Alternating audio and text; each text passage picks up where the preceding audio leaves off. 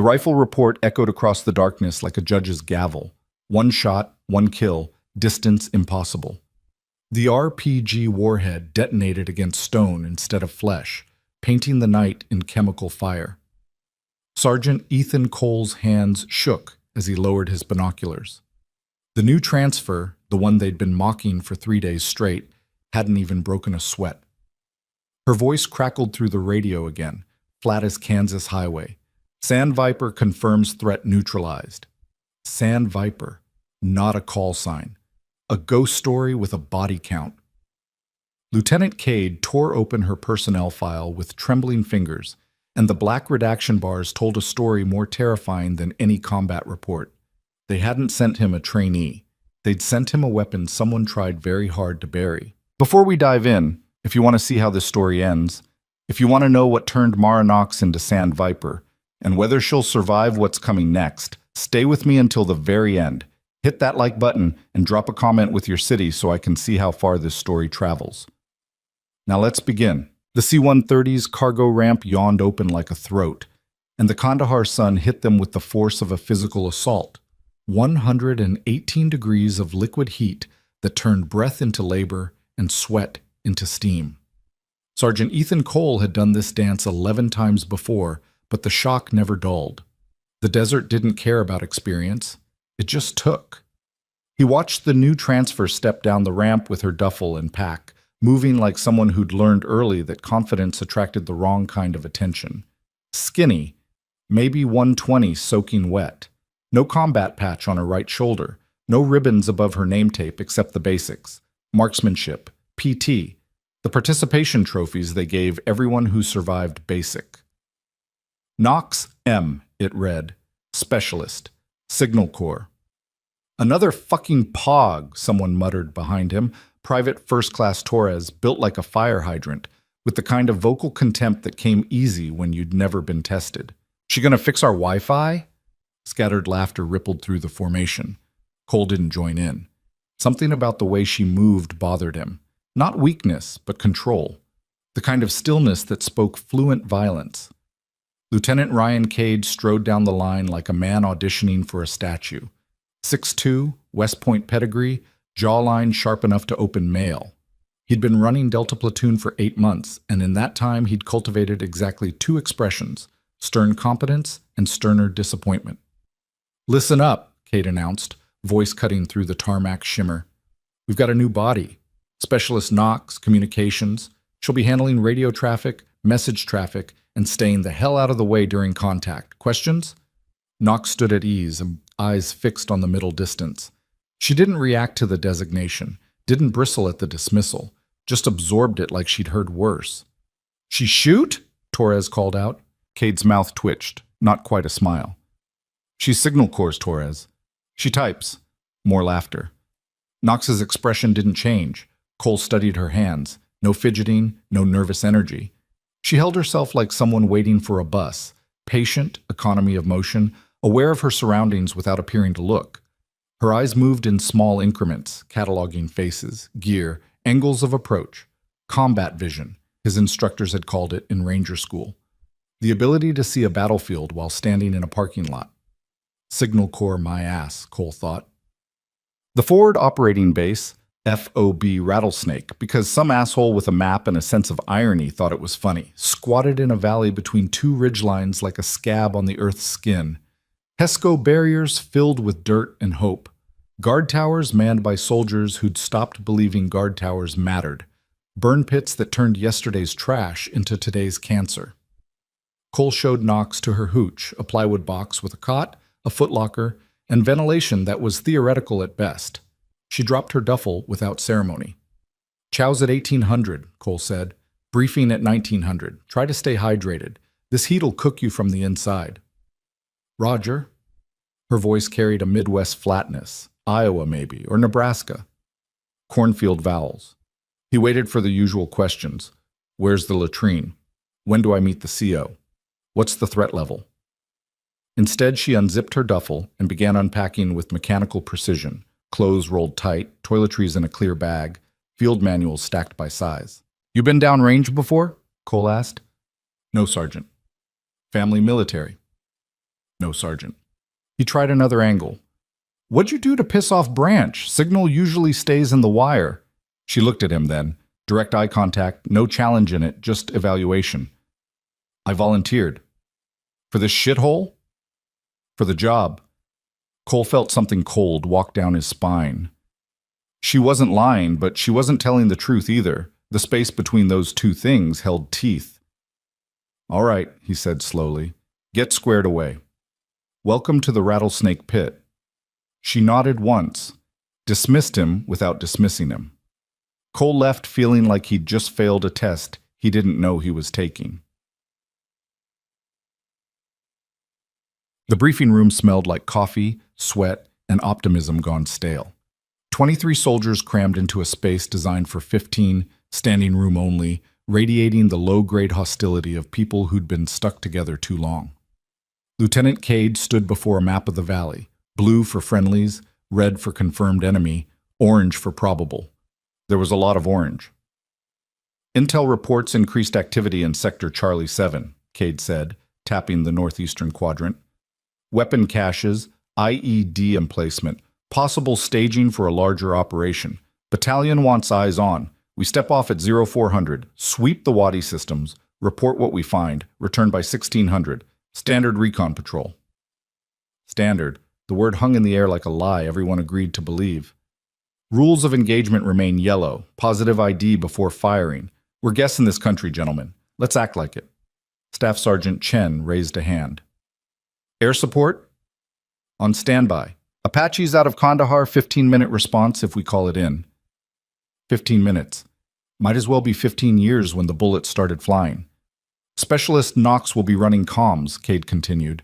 She's our link to TOC, so if she goes down, we're deaf and blind. Keep her in the middle of the formation, keep her alive. Knox sat in the back row, notebook open, pen moving in short, efficient strokes. Not doodling, making a map. Cole could see it from his angle. Elevation markers, choke points, fields of fire. She was building the battlefield in her head before they'd even left the wire. Torres leaned over and whispered something to Private Gomez.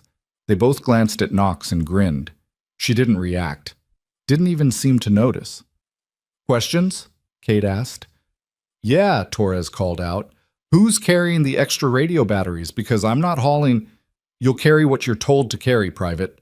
Cade's voice could have flashed frozen water. Anything else? No? Then get your gear prepped. Rack time at 2,200. We roll in 5 hours. The room emptied in a controlled stampede, soldiers moving with the resigned efficiency of men walking towards something unpleasant but inevitable. Cole caught Knox at the door. You good? Good, Sergeant. You know how to call for fire? 9-line medevac, close air support, indirect fire request. Yes, Sergeant? He studied her. You know them, or you know how to sound like you know them?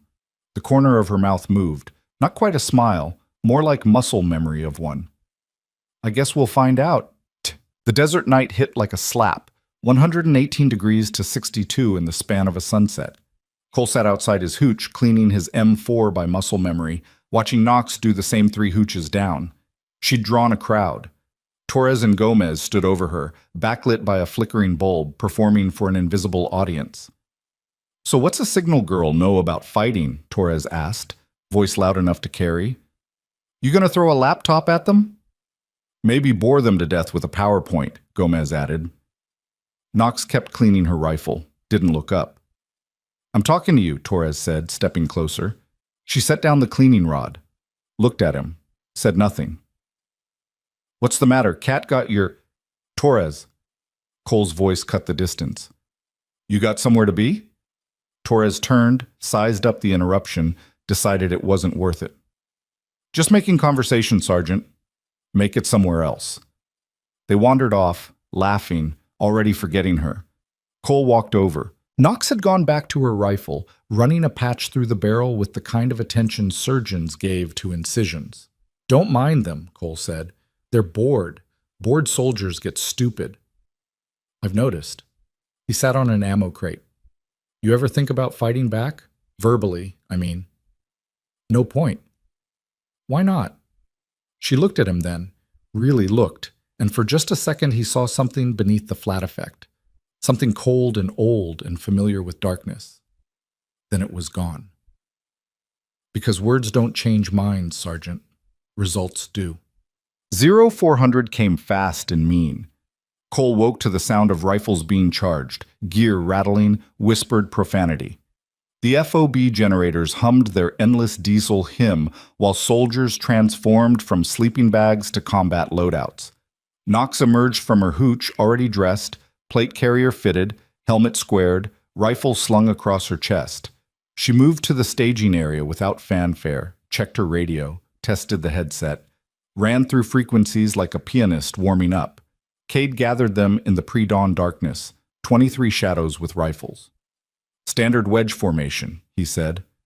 Chen, you've got point. Torres, Gomez, left and right security. Knox, you're in the middle with me.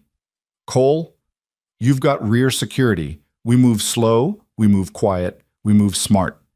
This isn't a gunfight. It's an intelligence gathering operation. We see something, we report it, we move on.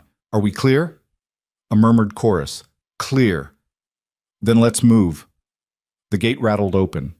They stepped into the valley. The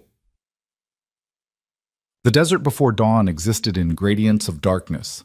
Black, charcoal, slate, ash. Cole moved through it with his nods down, the world rendered in shades of artificial green, depth perception gone, everything flat and strange. The patrol spread out in a tactical wedge, each soldier maintaining interval and spacing, weapons up, scanning sectors. This was the rhythm Cole knew. Step, scan, breathe, step, scan, breathe. The meditation of controlled paranoia. Knox moved like she'd been doing it for years. No stumbling, no noise discipline violations, no rookie mistakes. She kept pace with Cade, radio handset clipped to her vest, one hand on the rifle, the other free for quick access. Professional, smooth, too smooth. The Wadi system opened before them. A dried riverbed carved by water that hadn't flowed in decades, flanked by rock formations that could hide an army. Perfect ambush terrain. Every instinct Cole possessed screamed trap, but Intel wanted eyes on, and Intel didn't care about instincts. They descended into the Wadi. Hold, Chen whispered over the radio. The patrol froze. Chen knelt, examining the ground. Cole moved up, staying low. Fresh tire tracks, deep treads, recent. A technical truck, maybe, or a civilian vehicle loaded heavy.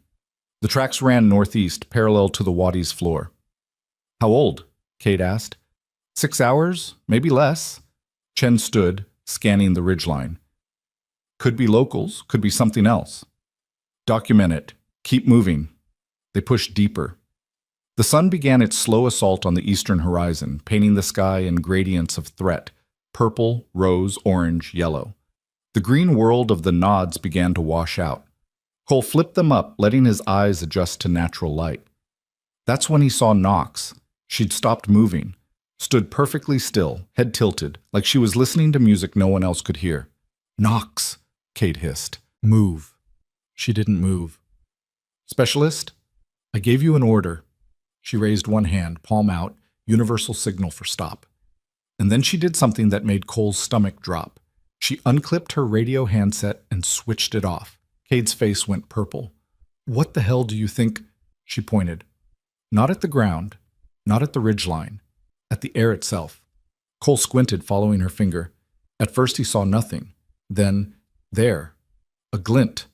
Sunlight reflecting off glass or metal high up on the northern ridge, maybe 400 meters out.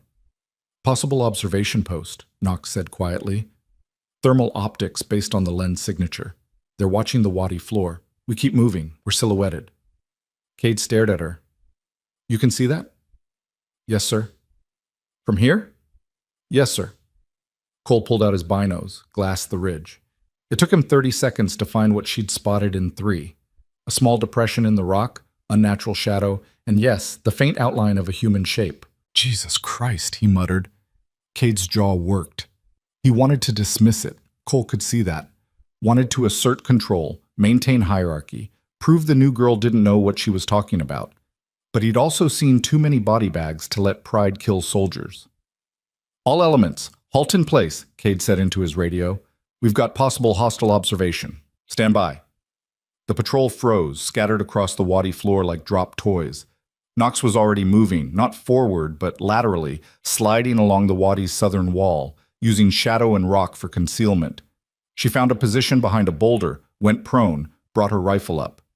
"Knox, what are you—" She fired.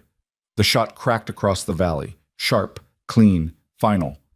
400 meters away, the watcher dropped. Silence. Then chaos.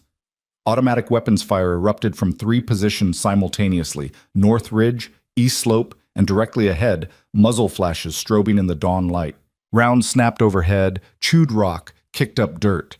The ambush they'd walked into activated all at once. "Contact front! Contact left!" Chen screamed. Soldiers scattered for cover, returning fire. The careful formation dissolving into survival instinct.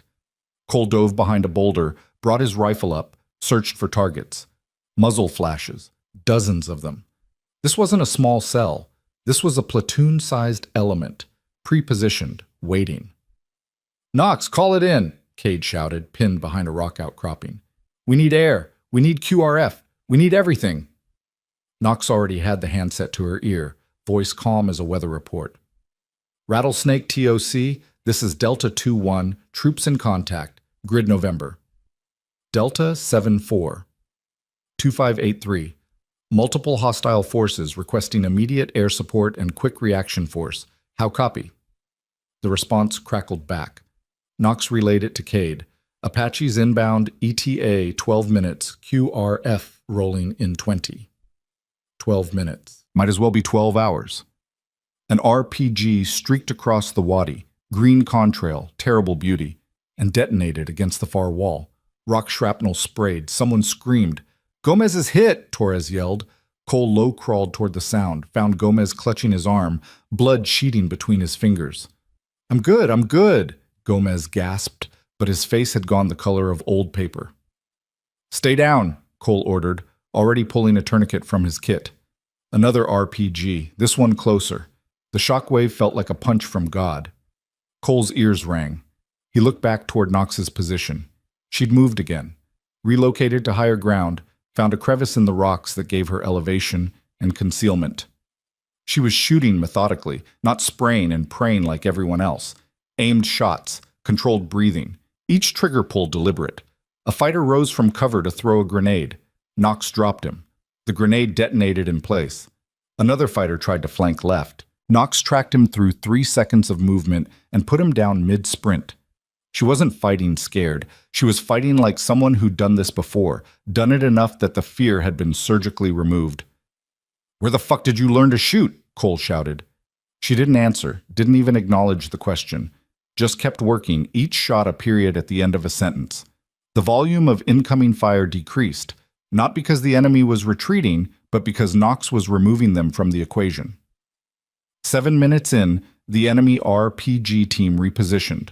Cole saw them moving, tried to get a shot, couldn't get the angle. Knox saw them too. She adjusted her elevation, led the target, waited for them to crest a rise. 300 meters. Moving target. Uphill angle. Crosswind. She fired. The RPG gunner's head snapped back. The rocket tumbled loose, detonated against stone, and the fireball swallowed his assistant. "Holy shit," Torres breathed. 10 minutes in, the Apaches announced themselves with the sound of rotors and salvation. They swept in low, 30mm cannons singing their brutal song, and what was left of the ambush scattered like roaches when the lights came on. Cade stood slowly, chest heaving, face slick with sweat. He looked at Knox like he was seeing her for the first time. "Casualties?" he called out. "Gomez hit. Stable," Cole reported. "Everyone else intact." "Count bodies." They did. 11 confirmed enemy KYA scattered across 3 positions. Knox had personally accounted for 7. Cade walked over to where she stood, reloading her rifle with the casual efficiency of someone checking email. "Specialist," he said. "Sir? Where did you learn to shoot like that?" She looked at him. Her expression hadn't changed, same flat effect, same neutral mask. But her eyes carried something else now, something Cade couldn't quite name. "Advanced marksmanship course, sir. Fort Benning." "Bullshit." She didn't respond. Cade took a breath, visibly forcing himself calm. "When we get back, you and I are having a conversation about your personnel file." "Yes, sir." The QRF rolled up in MRAPs, and the whole circus began. Medevac for Gomez, evidence collection, radio reports, photographs, the bureaucratic machinery of violence. Cole helped load Gomez onto a stretcher, watched the medics work, and tried not to think about how close they'd come. When he looked for Knox, she was sitting alone on a boulder, drinking from her camelback, staring at nothing. He walked over. "Hey," she glanced up. "Sergeant?" "That was some shooting." "Thank you, Sergeant." "I mean it. I've been doing this 11 years, never seen anything like it." She didn't respond, just took another drink, capped the reservoir, stood. "We should get back," she said. "Knox." She stopped. "Who are you?" For a long moment she didn't answer. Then, "I'm Signal Corps, Sergeant. I type." She walked away, leaving Cole standing in the killing ground with a question he couldn't shake and an answer he didn't believe. Eat. Back at the FOB, while the platoon showered off blood and dust and adrenaline crash, Lieutenant Cade sat in his office with Specialist Knox's personnel file spread across his desk. Most of it was standard: enlistment date, training scores, medical history, next of kin. But every third page carried black redaction bars, entire paragraphs swallowed by classification. What he could read made his hands shake.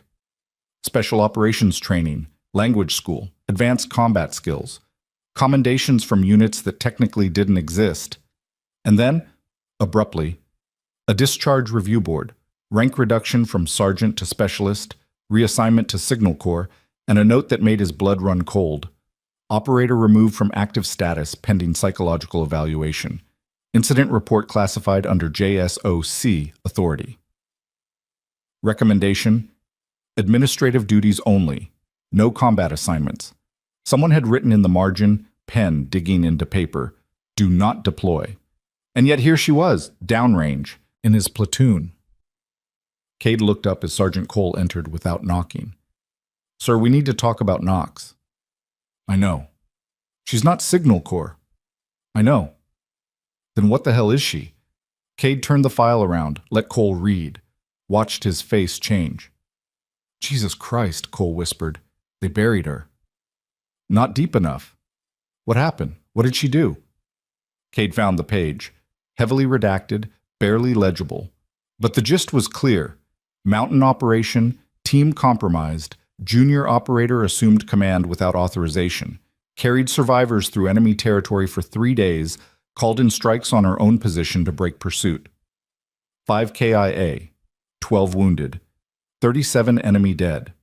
The commendation was never processed. Instead, she got a rank reduction and a scarlet letter in her file. "She didn't wait for permission," Cade said quietly. "Permission to what?" "To win." Cole sat down hard. "So what now?" Cade closed the file.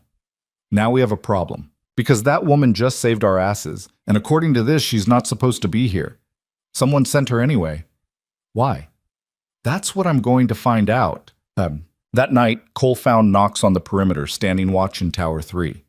She'd volunteered for it. Nobody volunteered for tower duty. And she stood there in the darkness, scanning the valley through NVGs, methodical and patient. He climbed the ladder. She didn't acknowledge him. "Mine company?"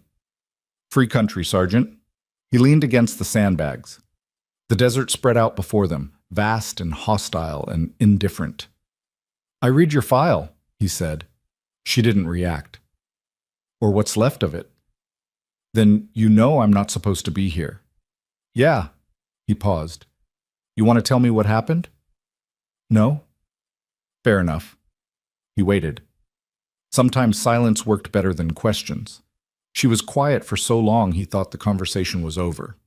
Then, "Have you ever had to choose between following orders and keeping people alive?" Cole thought about firefights and rules of engagement, about lawyers who'd never heard a shot-fired writing doctrine in air-conditioned offices. "Yeah," he said. "What did you choose?" "Keeping people alive." "Did they thank you for it?" He knew where this was going. "No." She nodded like he'd confirmed something. That's the thing about doing the right thing for the wrong reasons. The reasons are what they remember. And what were your reasons? She lowered the NVGs, looked at him directly. In the dark, her eyes were just shapes, but he felt the weight behind them. I had 12 guys bleeding out in the snow, no air support, no extract, and a company of hostiles closing the net. My team leader was dead.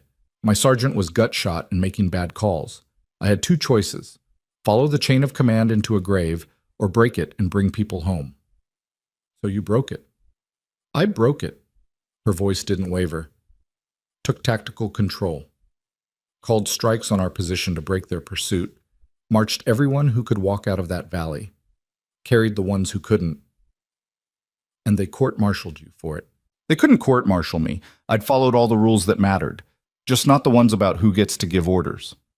So they buried me instead. Took my rank. Took my unit. Put me somewhere I couldn't embarrass anyone. Signal Corps. Signal Corps. Cole processed that. So why volunteer to come here? You could have ridden out your contract stateside, separated quietly. She raised the NVGs again, resumed her scan. When she spoke, her voice carried something new. Not emotion exactly, but the echo of it. Because typing reports while people die feels a lot like dying myself. They stood in silence after that, watching the desert, waiting for dawn or contact, whichever came first. The next morning, Torres and Gomez were different around her. Not friendly, that would have been too much, but careful, respectful. Like they'd finally learned that quiet didn't mean weak.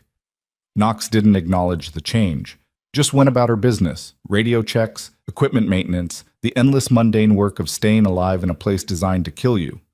But Cole noticed something. She was watching the valley, not casually, systematically, like she was reading a language written in shadows and heat shimmer. At 1300, she found Cade in the TOC. "Sir, we have a problem." He looked up from his reports. "Go ahead." The attack pattern yesterday wasn't random. They knew our route, our timing, our formation. Someone's been watching us. We already know there was an OP, not just watching during the patrol. Watching the FOB, tracking our patterns. She unfolded a hand-drawn map, the valley, the Wadi system, the FOB, all rendered in careful detail. Look at the attack positions. They weren't set up for an ambush in that specific Wadi. They were set up to hit us anywhere in a 3-click radius. That takes planning, observation, time. Cade studied the map. "You're saying they've been tracking us." "I'm saying they've been studying us. Learning our patrol schedules, our QRF response times, our air support delay. Yesterday was a test. Next time will be the real thing. Next time." "Yes, sir. There's going to be a next time."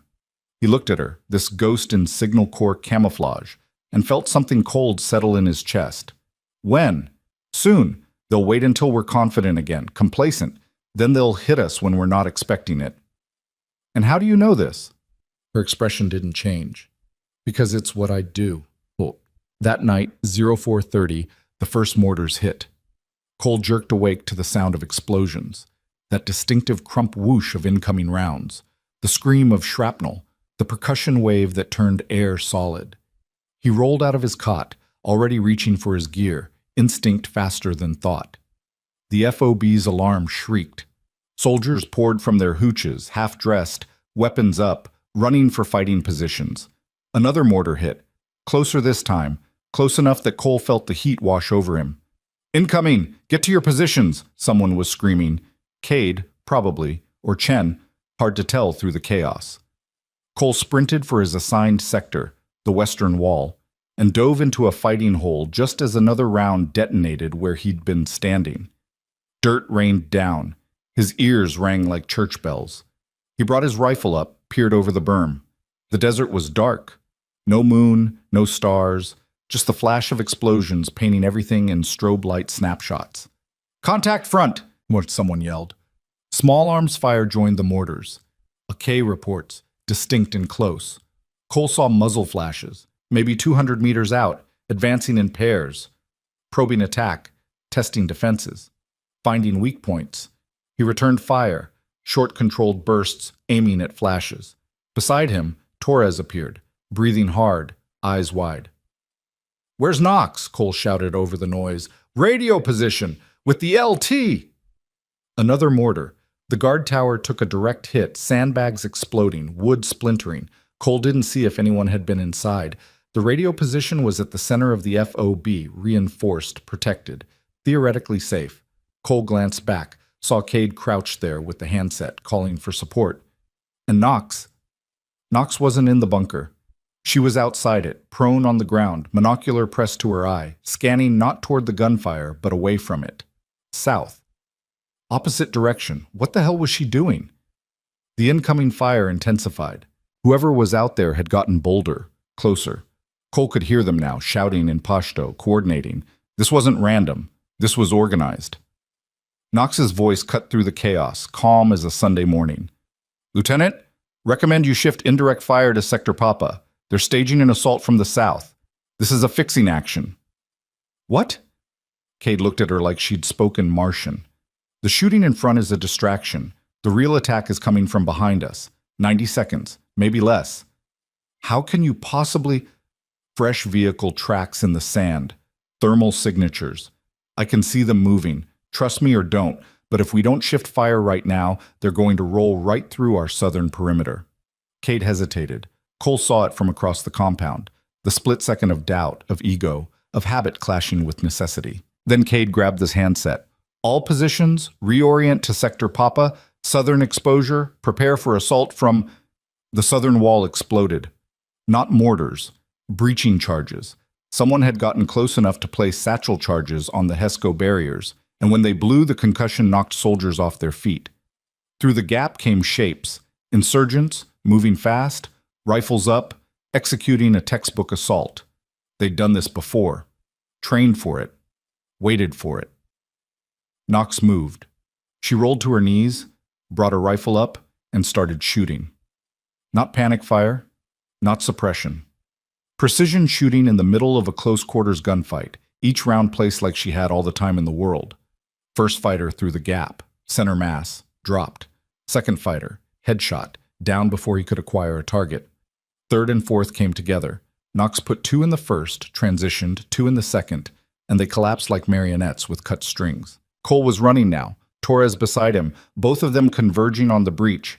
Other soldiers were rallying, pouring fire into the gap, but Knox was holding the line by herself, a one-woman kill zone. An RPG team appeared at the breach, launcher already shouldered. Knox's rifle cracked. The gunner dropped. The assistant grabbed the launcher, tried to finish the shot. Knox shot him too. The rocket fired wild, screamed overhead, detonated somewhere in the valley. The backblast lit up the breach like a flashbulb. And through it came more fighters. Too many, pressing hard, trying to overwhelm through sheer volume. "Grenades!" Cole yelled, pulling one from his vest. Knox was faster. She already had one out, pin pulled, arm back. She threw it like a baseball pitcher, fast, accurate, right into the center of the breach. The explosion channeled through the gap, and the screaming started. Torres threw his grenade, then Chen. The breach became a kill box, and anyone inside it stopped being a threat. Silence fell like a dropped curtain. No more incoming fire, no more shouting, just the ringing in everyone's ears and the smell of cordite and copper. Cade emerged from the radio bunker, face blackened with soot. "Sound off! Casualties!" The count came back. 3 wounded, none critical. 1 guard tower destroyed. Southern wall breached but held. Enemy casualties, 14 confirmed KYA, all at the breach. Knox stood slowly, ejecting her magazine, checking the round count, reloading. Her hands didn't shake. Her breathing was normal. She could have been at a range. Cade walked over to her. "Specialist." She looked at him. "How did you know?" The mortars were too accurate for indirect fire. Someone was walking them onto target, which meant forward observer with line of sight. I glassed the ridgeline, found thermal signatures. Someone was watching us from the south. Then I saw the vehicle tracks. Fresh. Heavy. Assault team staging. It's textbook. Textbook for who? She didn't answer. Cade's jaw worked. He was putting it together. The file, the redactions, the shooting, the tactical awareness that belonged to someone with a lot more experience than her uniform suggested. "You knew they were coming." "I suspected." And you didn't tell me until they were 90 seconds out. Would you have believed me earlier? He wanted to argue. Cole could see it. But honesty won. No, Cade said quietly. I wouldn't have. Knox nodded, like she'd expected that answer. For the record, sir, they're not done. This was reconnaissance in force. They wanted to see how we react, what our response time is, where our weak points are. The real attack is still coming. When? She looked at the sky, false dawn bleeding gray across the horizon. When we're tired, when we think it's over, when our guard is down. She walked away, leaving Cade standing in the wreckage of his assumptions. The sun rose on a FOB that looked like it had been through a blender. Shredded HESCO barriers, burn marks, blood trails leading into the desert where the enemy had dragged away their dead. Engineers worked on the southern breach. Medics treated the wounded. Soldiers drank coffee that tasted like defeat and tried not to think about the next time. Cole found Knox on the northern perimeter, glass up, watching the valley. You should get some sleep, he said. So should you, Sergeant. I'm old. I don't sleep anymore. She almost smiled. Almost. He sat beside her. Back there, at the breach. That wasn't Signal Corps training. No. That was door kicking, close quarters battle, the kind of stuff they teach at special operations schools. She lowered her binos, looked at him. Your point? My point is someone sent you here knowing exactly what you can do, and I'm trying to figure out if that's a blessing or a curse. She considered that. Maybe both. You think they're really coming back? I know they are. They've invested too much in this. The planning, the coordination, the resources. This isn't about taking an FOB. This is about making a statement, proving they can do it. And you think you can stop them? I think I'm going to try. Cole studied her profile. The sharp angles, the stillness, the weight she carried like a cross. What happened to your team in the mountains? They died. Not all of them. The file said you brought people out. 5 out of 17. Her voice was flat. I carried 2, dragged 3, left 9 in the snow because I couldn't carry them all. That's not your fault, isn't it? She looked at him, and for the first time he saw past the mask. Saw the girl underneath, the one who'd made impossible choices and lived with them ever since. I was the one who took command. I was the one who made the call. Every death after that point is mine. You saved 5. I failed 12. That's not how math works. That's exactly how it works. She stood, shouldered her rifle. Get some sleep, Sergeant. We're going to need it. She walked away, and Cole sat there in the rising heat, understanding now why they'd buried her. Some weapons are too dangerous to use. Some are too dangerous not to. Lieutenant Cade sat alone in his office with a secure phone in his hand, wondering which rule he was about to break. Outside, the FOB bustled with repair work and denial. Inside, he stared at Knox's file and the phone number written in the margin. No name, no unit designation, just 10 digits and a handwritten note. In case of emergency. His hand hovered over the keypad. Whatever was coming, whatever Knox had seen in the desert shadows, he knew they weren't ready for it. Knew his platoon, for all their training and courage, was about to face something beyond their pay grade. And the only person who might be able to stop it was a weapon someone had tried very hard to lock away. He dialed. The line clicked. A voice answered. No greeting, no identification. Sand Viper is active? The voice asked. Cade's mouth went dry. You knew she was here. We counted on it. Why? Because what's coming needs someone who doesn't hesitate. Someone who doesn't wait for permission. The line went dead. Cade set the phone down with shaking hands, and through his window he saw Knox standing watch on the perimeter, silhouetted against the dawn, looking for all the world like a soldier waiting for a war she'd already lost once before. The secure phone stayed silent for the rest of the morning, but its presence on Cade's desk felt like a live grenade. He'd made the call. Broken protocol. Contacted a number that officially didn't exist about a soldier who officially wasn't supposed to be there. And the voice on the other end had confirmed his worst fear. This wasn't an accident. Knox's presence at FOB Rattlesnake was deliberate, orchestrated by people who operated above his clearance level. He tried to focus on the repair work, damage assessments, casualty reports, resupply requests, but his eyes kept drifting to the window where Knox maintained her vigil on the perimeter. She hadn't moved in 2 hours, hadn't eaten, hadn't taken a break. Just stood there scanning the valley like she could see the future written in heat, shimmer, and shadow. Chen knocked and entered without waiting. "Sir, we've got a problem." "Add it to the list." "Morale's tanking. Half the platoon thinks we should pull back to Kandahar. The other half thinks we're already dead and just don't know it yet." Cade rubbed his eyes. "What do you think?" "I think whoever's out there is playing chess while we're playing checkers. And I think the only person who knows the game is the one we've been treating like a secretary." "Yeah."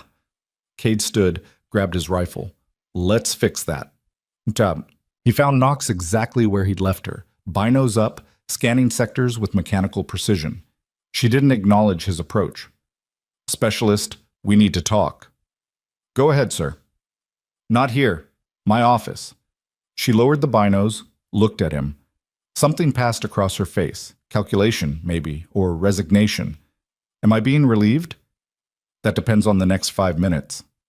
In his office, Cade closed the door and gestured to a chair. Knox remained standing. "Sit down, specialist." "I'm good standing, sir." "That wasn't a request." She sat, spine straight, hands on her knees, eyes forward. Perfect military bearing, completely devoid of comfort. Cade opened her file, spread the redacted pages across his desk. "I'm going to ask you questions. You're going to answer them honestly. If you lie to me, I'll have you on the first bird back to Kandahar. Are we clear?" "Clear, sir." "Who sent you here?" "I volunteered, sir." "Bullshit. Signal Corps doesn't volunteer for FOBs, especially not specialists with files that look like Swiss cheese. Someone put you here." "Who?" She met his eyes. "I don't know their names. I don't know their unit. I got orders. I followed them." "From who?" "A colonel, maybe. He didn't wear a name tape."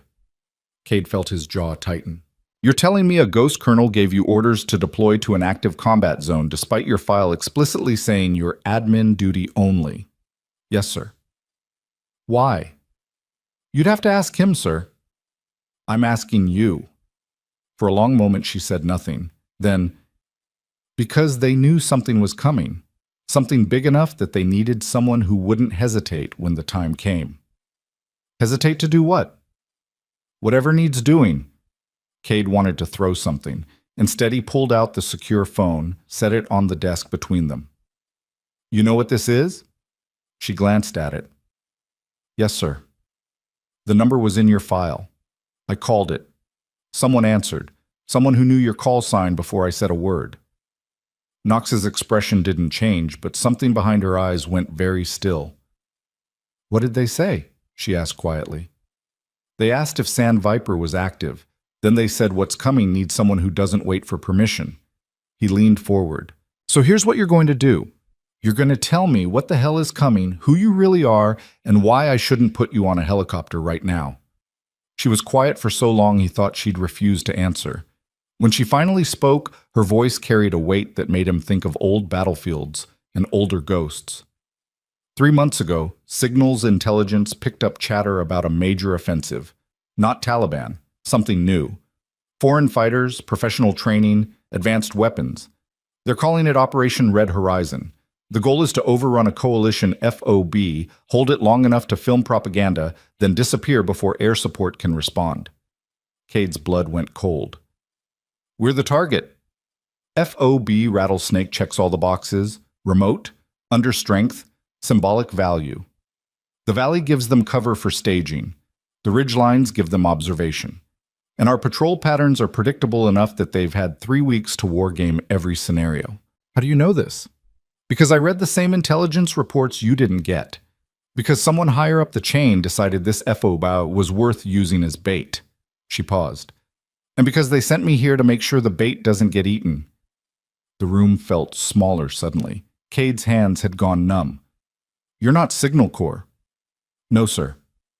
"You're not even regular army anymore, are you?" "Not officially, sir." "Then what are you?" She looked at him with eyes that had seen things he hoped he'd never have to. I'm what's left when you train someone to kill and then try to teach them to stop. Outside, the FOB buzzed with afternoon heat and mounting tension. Soldiers worked on the breach repairs with the frantic energy of men who knew the clock was ticking. Cole supervised a detail filling HESCO barriers while Torres and Gomez, arm-bandaged but mobile, reinforced fighting positions. Knox emerged from Cade's office looking no different than when she'd entered, but Cole had been doing this long enough to read the aftermath of hard conversations. Whatever had been said in there, it had changed something. She walked straight to the TOC, pulled out a notebook, and began sketching. Not doodling, planning, combat graphics, range cards, fields of fire. Cole wandered over. Lieutenant have a come to Jesus with you? Something like that. You get read the riot act? Not exactly. She looked up. Sergeant, if I asked you to help me do something the lieutenant hasn't officially authorized, would you? Warning bells went off in Cole's head. Depends on what it is. I need to run a night patrol, just 2 people. Recon the southern ridgeline, confirm some things I saw during the attack. That's a terrible idea. I know. We'd be outside the wire with no support, no backup, and if we get hit, there's no QRF that can reach us in time. I know that too. Cole studied her. But you're going anyway. Yes. With or without help? Preferably with, but yes. He sighed. When? Tonight, 0200. Moon's down, thermal conditions are optimal. For getting killed. For not being seen. She went back to her sketching. I need to know if I'm right about what's coming. If I am, we have maybe 48 hours to prepare. If I'm wrong, you get to say I told you so. And if you're right? She didn't answer, didn't need to. At 1800, the platoon gathered for chow in the DFAC, a glorified tent with folding tables and food that tasted like regret. Knox sat alone in the corner, methodically working through an MRE when Torres and Gomez approached with trays. Mind if we sit? Torres asked. She looked up, surprised. Free country. They sat. For a moment, nobody spoke, the silence awkward and heavy. Look, Torres said finally, about the other day, the shit we said, that was... Forget it, Knox cut in. No, let me finish. He set down his fork. We were assholes. We judged you before we knew anything about you, and then you saved our lives, twice, so I'm saying thank you, and I'm sorry. Gomez nodded. What he said? That shooting at the breach. I've never seen anything like it. Knox didn't know how to respond to that. Apologies weren't something she'd factored into her tactical planning. You don't have to. Where'd you learn to shoot like that? Gomez pressed. For real, not the bullshit cover story. She considered lying, considered deflecting. Instead, she said, a place where they teach you to solve problems that can't be solved any other way. Sniper school? Something like that. Torres whistled low. No wonder they sent you to us. We're the island of misfit toys out here. Misfit toys with guns, Gomez added. The best kind. Despite herself, Knox felt something crack. Not her composure, exactly, but the isolation she'd been maintaining like armor. You should eat, she said. Food's going to get cold. It's already cold, Torres said. MREs don't have temperatures, they have suggestions. Gomez laughed, and the sound was so normal, so human in the middle of all this death and waiting, that Knox almost forgot why she was there. Almost. On getting shot? Cole asked. Planning on getting shot? Cole asked. Planning on getting shot? Cole asked. Planning on getting shot? Cole asked. Planning on getting shot? Cole asked. Planning on getting shot? Cole asked. Planning on getting shot? Cole asked. Planning on getting shot? Cole asked. Planning on getting shot? Cole asked. Planning on getting shot? Cole asked. Planning on getting shot? Cole asked. Planning on getting shot? Cole asked. Planning on getting shot? Cole asked. Planning on getting shot? Cole asked. Planning on getting shot? Cole asked. Planning on getting shot? Cole asked. Planning on getting shot? Cole asked. Planning on getting shot? Cole asked.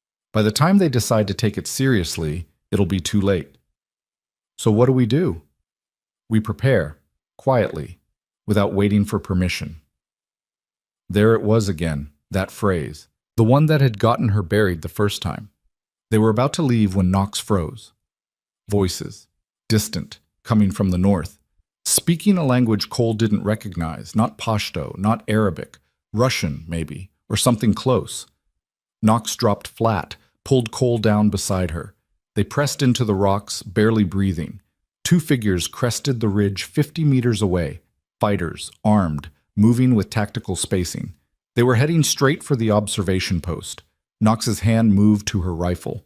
Cole could see her finger slide onto the trigger guard, ready but not committed. The fighters reached the OP, knelt, began examining the ground. One of them said something, pointing at the disturbed dirt where Knox and Cole had crawled. The other laughed, a sound without humor. They knew someone had been here. Knox's breathing slowed. Cole recognized it. The pre-shot calm, the moment before violence. She was going to kill them both, had already done the geometry in her head, calculated the angles and timing. Her finger moved to the trigger, then stopped. She looked at Cole, and he saw the war happening behind her eyes. The tactical calculus was clear. Eliminate the threat, maintain surprise, prevent warning. But doing so would announce their presence, trigger the very response they were trying to avoid. Kill 2 now or save 23 later. The fighters stood, shouldered their rifles, and continued south along the ridgeline, away from the FOB, away from Knox and Cole. Knox's finger came off the trigger. They waited until the voices faded completely, then waited another 10 minutes. Then, moving like shadows themselves, they crept back down the ridge and into the valley. Neither spoke until they were back inside the wire, the gate secured behind them. "You should have shot them," Cole said quietly. "I know. They saw the tracks. They know someone was there." I know that too." "So why didn't you?" She looked at him, and for the first time since he'd met her, he saw uncertainty in her face. "Because I'm tired of making the easy choice." Dawn found Cade in the TOC, staring at Knox's photograph spread across the table like evidence at a trial. The symbol, the brass, the sight lines. Everything pointed to the same conclusion Knox had already reached. They were being set up for a slaughter. Cole stood beside him, still in his night patrol gear, exhaustion written across his face. "This is actionable intelligence," Cade said. "We need to send it up the chain. Knox thinks they'll bury it." "She's probably right." Cade picked up one of the photos, the 3 crescents scratched in the dirt. "But we have to try. Protocol exists for a reason. So does survival." Cade's jaw tightened. He was caught between the rock of regulation and the hard place of reality, and Cole could see him grinding on it. "Where is she now?" Cade asked. "Last I saw, running the perimeter again." "She ever sleep?" "Not that I've noticed." Cade set down the photo. "All right. I'll send it up. But we start preparing anyway, quietly. Reinforce the weak points. Pre-position ammunition. Run contingency drills. If Knox is right and the brass ignores it, I want to be ready. And if she's wrong, then we wasted some time and effort. I'll take that bet." By midday, the FOB had transformed into controlled chaos. Engineers reinforced the southern breach with triple-layered HESCO barriers and concertina wire. Ammunition bearers pre-staged extra belts for the Ma Deuces. Mortar teams ran firing solutions for every grid square within 3 kilometers. And Knox moved through it all like a ghost, offering suggestions that sounded like observations but carried the weight of hard experience. "The guard tower's a death trap and sustained fire. Put a 2-man team in a fighting hole instead, give them a radio and thermals. That ammo cache is too centralized. One lucky hit and we lose everything. Spread it across 3 positions. Your mortar pit has no overhead cover. First counter-battery fire, you lose your indirect." Cade listened to every recommendation, implemented most of them. Soldiers who'd mocked her 3 days ago now sought her input like she was an oracle. But Torres noticed something else. "She's running herself into the ground," he told Cole. "When's the last time she slept?" "Honestly, I don't know. Someone should make her rest." "You volunteer?" Torres thought about that. "Hell no, she scares me." Smart man. That afternoon, Knox was running range cards when Chen approached with a radio handset. Specialist, you've got a call. Encrypted channel. She took the handset, keyed it. Knox. The voice on the other end was the same one Cade had heard, neutral, unidentifiable, carrying authority that didn't need to announce itself. Sand Viper, status report. Knox walked away from the others, found a quiet corner. Position is compromised. Enemy has conducted multiple reconnaissance efforts. Assessment. Assault imminent, likely within 48 hours. Your recommendation? Evacuate the FOB. Reposition to defensible terrain. Deny them the propaganda victory. Denied. FOB, Rattlesnake, stays operational.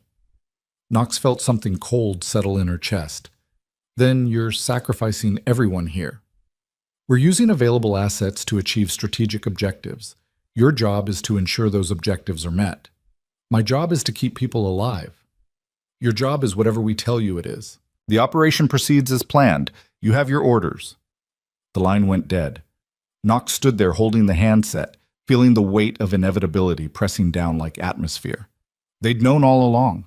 Known the FOB was bait. Known soldiers would die. And they'd sent her here not to prevent it, but to manage it. To make sure the body count stayed within acceptable parameters. She thought about the mountain, the snow, the choices that had broken her. Thought about doing it all again. No, she said to the empty air. Boss. She found Cade in his office, drafting a message to battalion. Sir, we need to talk. He looked up, saw her face, and set down his pen. What happened? I just got a call. Same people who sent me here. I recommended evacuation. They denied it. On what grounds? They didn't give grounds. They gave orders. She sat down without asking.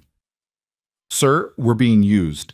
This FOB, the platoon, you and me, we're bait for an operation that goes higher than either of us can see. And when the shooting starts, we're expendable. Cade's face went through several emotions, disbelief, anger, resignation, before settling on grim determination. How sure are you? Completely. And you're telling me this why? You could just follow orders, do your job, let it play out. I could. She met his eyes. But I'm done being a weapon. If we're going to fight, we fight on our terms, not theirs. That's insubordination. I'm familiar with the concept. Despite everything, Cade almost smiled. What do you propose? Knox pulled out her notebook, opened it to a page covered in tactical graphics and calculations. We can't evacuate. We can't call in reinforcements. They won't come. But we can control the battlefield, force them to fight our fight, not theirs. How? By giving them what they want in a way they don't expect. Ja. Over the next 24 hours, Knox and Cade worked in the kind of desperate partnership that forms when the only alternative is death. They couldn't trust the chain of command, couldn't trust air support to arrive on time, couldn't trust anything except the soldiers around them and the ammunition they had on hand. So they prepared for the worst. Knox ran the platoon through close-quarters drills, teaching them things that weren't in the manual, how to shoot and move in darkness, how to recognize the sound of incoming fire before it arrived, how to stay calm when everything was falling apart. This isn't about being heroes, she told them. Heroes get buried. This is about staying alive long enough to see tomorrow. What if tomorrow doesn't come? Gomez asked. Then you make the bastards pay for it. The soldiers responded. Not because they trusted her, trust took time they didn't have, but because she spoke the language of survival, and survival was all that mattered. Cade watched from the TOC, seeing his platoon transform from a collection of individuals into something harder, sharper, more dangerous. She's good at this, Chen observed. She's had practice, Cade said quietly. How much practice? More than anyone should. That night, Cole found Knox on the perimeter again. Always the perimeter, always watching. You ever think about what happens after? He asked. After what? After we survive this. If we survive this. She lowered her binos. I try not to think that far ahead. Why not? Because hope is a liability in my line of work. Cole sat on a HESCO barrier. That's bleak. That's realistic. She glanced at him. You have family, Sergeant? Wife, 2 kids, boy, and a girl. What are their names? Why? Because when the shooting starts, I need you thinking about them. Not about being brave, not about medals, just about getting home to see them again. Cole felt something tighten in his chest. What about you? What do you think about? Knox was quiet for a long time. When she spoke, her voice carried ghosts. I think about the people I couldn't save, and I promise myself I'll do better this time. The call came at 0300. Not over the radio, not through official channels. A soldier on watch saw movement on the southern ridge. Lots of it. Vehicles, personnel. The kind of staging that preceded an assault. Cade sounded the alarm. The FOB exploded into activity, soldiers rolling out of cots, grabbing weapons, sprinting to positions. The drills Knox had run paid off immediately. There was no panic, no confusion, just muscle memory and purpose. Knox was already in the TOC when Cade arrived, headset on, coordinating sectors. Multiple thermal signatures south and east, vehicle-mounted weapons.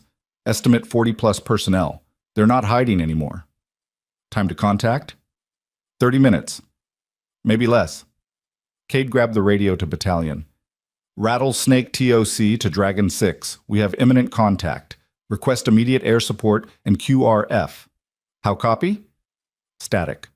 Then, Dragon 6 copies. Be advised, air assets are engaged in supportive operations in Helmand Province. ETA to your location unknown. Unknown. Might as well have said never. Request QRF. QRF is standing by. Will deploy upon confirmation of contact. Confirmation of contact, meaning they had to get shot at first. Cade slammed down the handset. Knox looked at him. We're on our own. Yeah. Good. She stood, checked her rifle. Then we don't have to ask permission. What? The attack began with mortars. Of course it did. 3 tubes, walking fire across the FOB with mathematical precision. The enemy had ranged everything during their reconnaissance. Now they were just executing a plan. Explosions tore through the night. Soldiers hunkered in fighting positions, returning fire at muzzle flashes they could barely see. The southern and eastern perimeters lit up with automatic weapons fire. Disciplined, controlled, professional. These weren't insurgents. These were soldiers. Knox moved through the chaos like she'd been born in it, directing fire, repositioning teams, identifying threats before they materialized. She'd abandoned the TOC, too static, too slow, and now operated from wherever she was needed most. An RPG team appeared on the eastern ridge. Knox saw them, called it out, and 3 soldiers shifted fire simultaneously. The RPG gunner dropped before he could shoot. A technical truck tried to flank from the south. Knox directed mortar fire onto its approach, and the truck dissolved in a fireball that painted everyone orange. But there were too many of them, too many angles, too much incoming fire. "We can't hold all the sectors," Chen screamed over the radio. Knox made a decision that would have gotten her court-martialed 6 months ago. "Then we don't hold them all. Pull back from the eastern perimeter, consolidate on the south and west, give them the east." "That's retreat," Cade shouted. "That's tactics. They want to overrun us. Let them think they can." Cade hesitated. 1 second, 2 seconds. Then made the call. "All elements, execute fallback to secondary positions. Maintain fire discipline." The platoon pulled back in controlled fashion, abandoning the eastern fighting holes but maintaining devastating fire from the new positions. The enemy, seeing the withdrawal, surged forward, exactly as Knox predicted. They poured into the eastern sector, thinking they'd broken through, and walked straight into a kill zone. Knox had pre-positioned claymore mines, interlocking fields of fire, and a mortar team with pre-plotted coordinates. When she gave the word, the eastern sector turned into a slaughterhouse. The enemy assault broke, scattered, fell back in disorder. But they weren't done. A second wave hit the southern breach, larger, better coordinated, with suppressing fire that forced defenders to keep their heads down. Satchel charges blew gaps in the wire. Fighters poured through. Knox saw it developing, saw the moment the line would break, and made another choice. She grabbed Torres and Gomez. "With me. CQB sweep. We push them back before they establish a foothold." That's suicide, Torres said. That's the job. They went. 4 soldiers, Knox, Torres, Gomez, and Chen, moving through smoke and darkness, engaging targets at bad breath distance.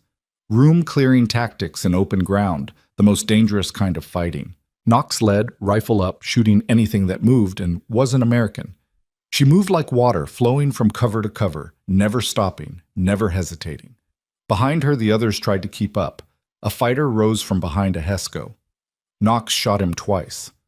Another appeared from smoke. Gomez dropped him. A third tried to throw a grenade. Torres shot his arm off. They pushed forward, reclaimed the breach meter by meter, left bodies in their wake. And then Knox saw it. The real assault. The main effort. A BTR armored personnel carrier rolling up the valley road, turret traversing, 14.5mm machine gun seeking targets. Behind it, another wave of fighters, using the vehicle for cover. That gun would tear through their positions like paper. Knox grabbed her radio. TOC, I need AT support on the southern road grid. Negative, Cade responded. Javelin team is down, launcher damaged. No anti-tank weapons. No air support. No way to stop an armored vehicle except Knox looked at the mortar pit, looked at the BTR. Did math that didn't add up. Unless. She sprinted for the pit, sliding in beside the gunner. How many rounds left?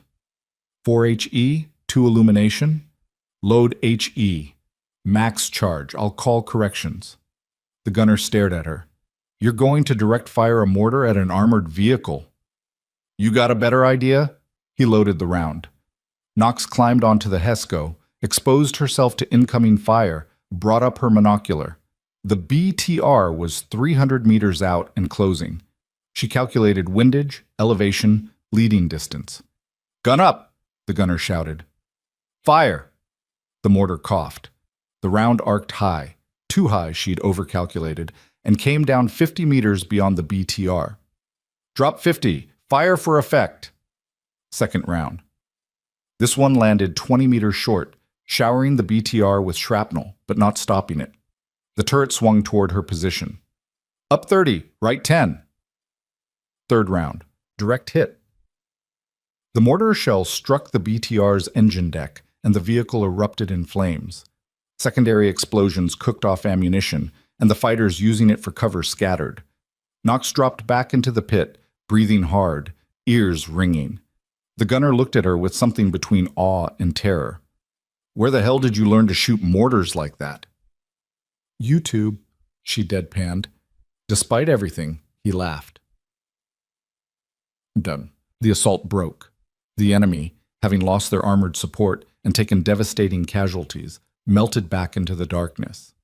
Sporadic fire continued for another 20 minutes, then stopped. Silence fell. Cade emerged from the TOC, surveyed the damage. Bodies, most of them enemy, some of them not. Burning vehicles, shredded barriers. The price of survival paid in brass and blood. Casualties? He called. The count came back. 4 KIA, 9 wounded, 2 critical. Enemy casualties. At least 30 confirmed, probably more in the darkness beyond the wire. The FOB had held. Barely. Knox sat against a barrier, drinking from her camelback with shaking hands. The adrenaline was fading now, leaving behind exhaustion so profound it felt like gravity had doubled. Cole found her there. You all right? Ask me tomorrow. That was some shooting. The BTR. I didn't think that was possible. Neither did I. She looked at him. Lucky. Luck my ass. That was skill. She didn't argue. That didn't have the energy. Cade approached and both soldiers stood on instinct. As you were. He sat down beside Knox. For a moment he said nothing, just stared at the burning BTR. I sent your recommendation up the chain, he said finally. Evacuation, reinforcement, everything. Want to know what they said?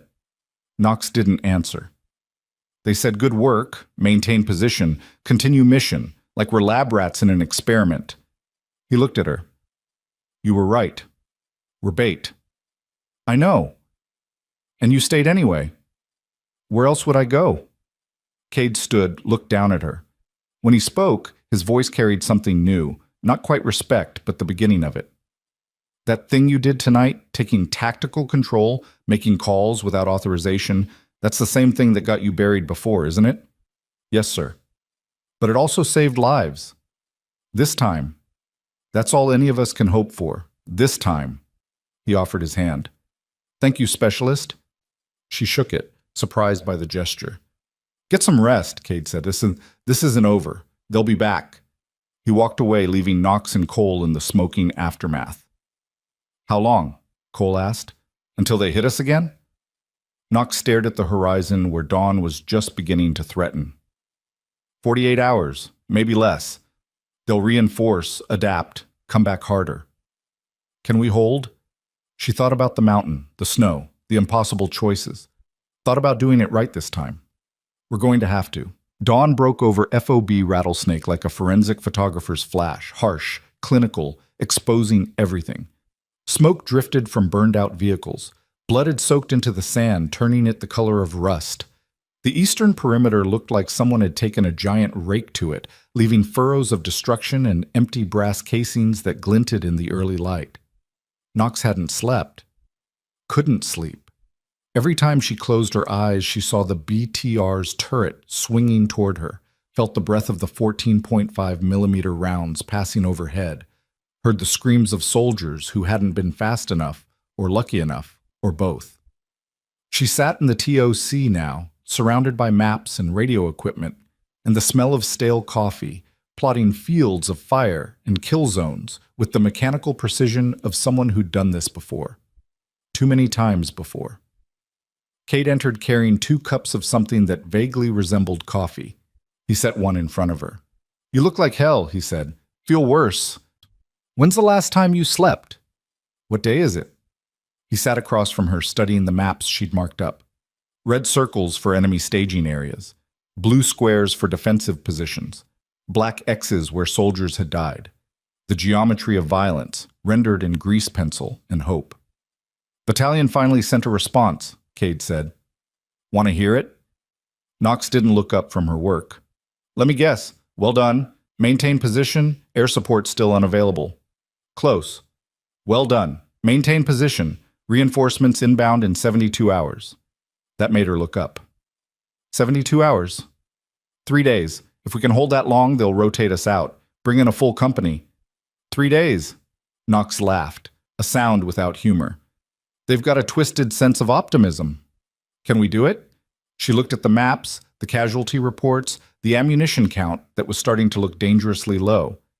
Did the math in her head. It didn't add up. Not the way we're fighting now, she said finally. We're reacting, defending, letting them choose when and where. We keep that up, they'll grind us down through attrition. So what do you suggest? Knox stood, walked to the map board, stared at the valley like she could see through the paper to the terrain beyond. When she spoke, her voice carried the weight of decisions she'd made once before and paid for ever since. We stop defending. We go on offense. Cade set down his coffee. Explain. They're staging from the Southern Ridge complex. We know that from the OP we found. They're using the Wadi systems for covered approaches. They've got supply lines running through the valley floor, probably from a cache site east of here. All of that requires infrastructure, coordination, time. And we deny them all 3. We hit their staging areas, destroy their cache sites, force them to fight on our timeline instead of theirs. With what force? We're down to 19 effective soldiers. We send people outside the wire. We weaken our defensive posture even more. Knox turned to face him. Sir, our defensive posture is already compromised. They know our strength, our positions, our capabilities. Every hour we sit here, they're adapting, planning, bringing in more resources. We either change the equation or we die slowly. Cade wanted to argue. She could see it in his face, the West Point training, the doctrine, the weight of regulation, and good order. But she could also see something else. The understanding that conventional wisdom was written by people who'd never had to defend an undermanned FOB against professional fighters with nothing to lose. You're talking about a raid, he said. I'm talking about survival. Same thing, isn't it? Not always. He stood, paced the small room, hands behind his back. Officer thinking. Finally, what's your plan? Knox pulled out her notebook, pages filled with patrol routes, timing windows, terrain analysis. She'd been working on this for hours, gaming out scenarios, calculating odds that weren't in their favor, but were better than doing nothing. Small team, 4 operators. Hit the cache site at dusk. That's their vulnerable window, after they've staged supplies but before they've dispersed for the assault. Destroy what we can, disrupt what we can't, and get out before they can respond in force. 4 operators against how many hostiles? Unknown, but surprise is a force multiplier, and we won't be there to fight. We'll be there to break things. Who goes? Knox met his eyes. Me, Cole, Torres, Chen. That's my senior NCO and my best soldiers. That's the point. This isn't a job for second string. But Cade studied her, and she could see him wrestling with it. The risk, the reward, the terrible mathematics of command where every decision costs someone something. If this goes wrong, he said quietly, if you get pinned down out there, I can't help you. No QRF, no air support. You'll be on your own. I'm familiar with the concept, sir. He almost smiled. Almost. When? Tonight, 1900 hours, in and out before full dark. And if they hit the FOB while you're gone? Then Gomez commands the defense. He's good enough. She paused. Sir, they're not going to hit us tonight. They took significant casualties yesterday. They need time to regroup, reinforce, plan. We've got a window, probably 12 to 18 hours. After that, all bets are off. Cade was quiet for a long moment. Then he did something that surprised them both. He extended his hand. Good hunting, specialist. She shook it. Thank you, sir. Cole took the news about how Knox expected, which is to say he looked at her like she'd suggested they juggle live grenades while blindfolded. You want to do what now? Raid their cache site, destroy their supplies, give them something to think about besides killing us. They stood outside the TOC, morning heat already building, while around them soldiers worked on repairs with the exhausted determination of people who knew the work would never be finished. That's insane, Cole said. That's tactics. Same thing from where I'm standing. He took off his helmet, wiped sweat from his forehead. You really think 4 people can pull this off? 4 good people, yes. And you consider me good people? I consider you someone who understands that sometimes the crazy option is the only option. He couldn't argue with that. What's the plan? Knox unfolded a map, spread it on the hood of a HMM Dubjevi. Cache site is here, 3 clicks southeast. Intel from the captured radio traffic puts it in a Wadi junction.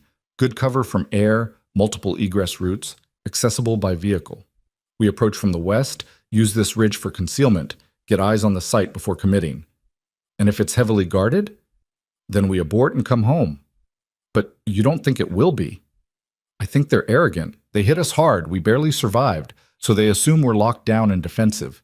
They're not expecting us to come to them. Cole studied the map, tracing potential routes, identifying choke points and danger areas. 30 years of infantry experience told him this was a terrible idea. 30 years of staying alive told him Knox was probably right. Who else? He asked. Torres and Chen.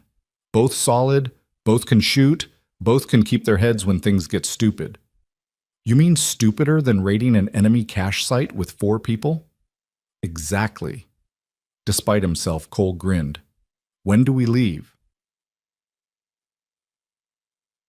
At 1700, the 4 of them gathered in the armory, a plywood shack that smelled like gun oil and determination. Knox had assembled a kit that would make a minimalist weep with joy. Rifles, sidearms, demolitions, water, ammunition. Nothing else. Torres hefted a block of C4. How much boom are we bringing? Enough to ruin their day, Knox said. Not enough to announce our presence to everyone in the valley. So, medium boom. Exactly.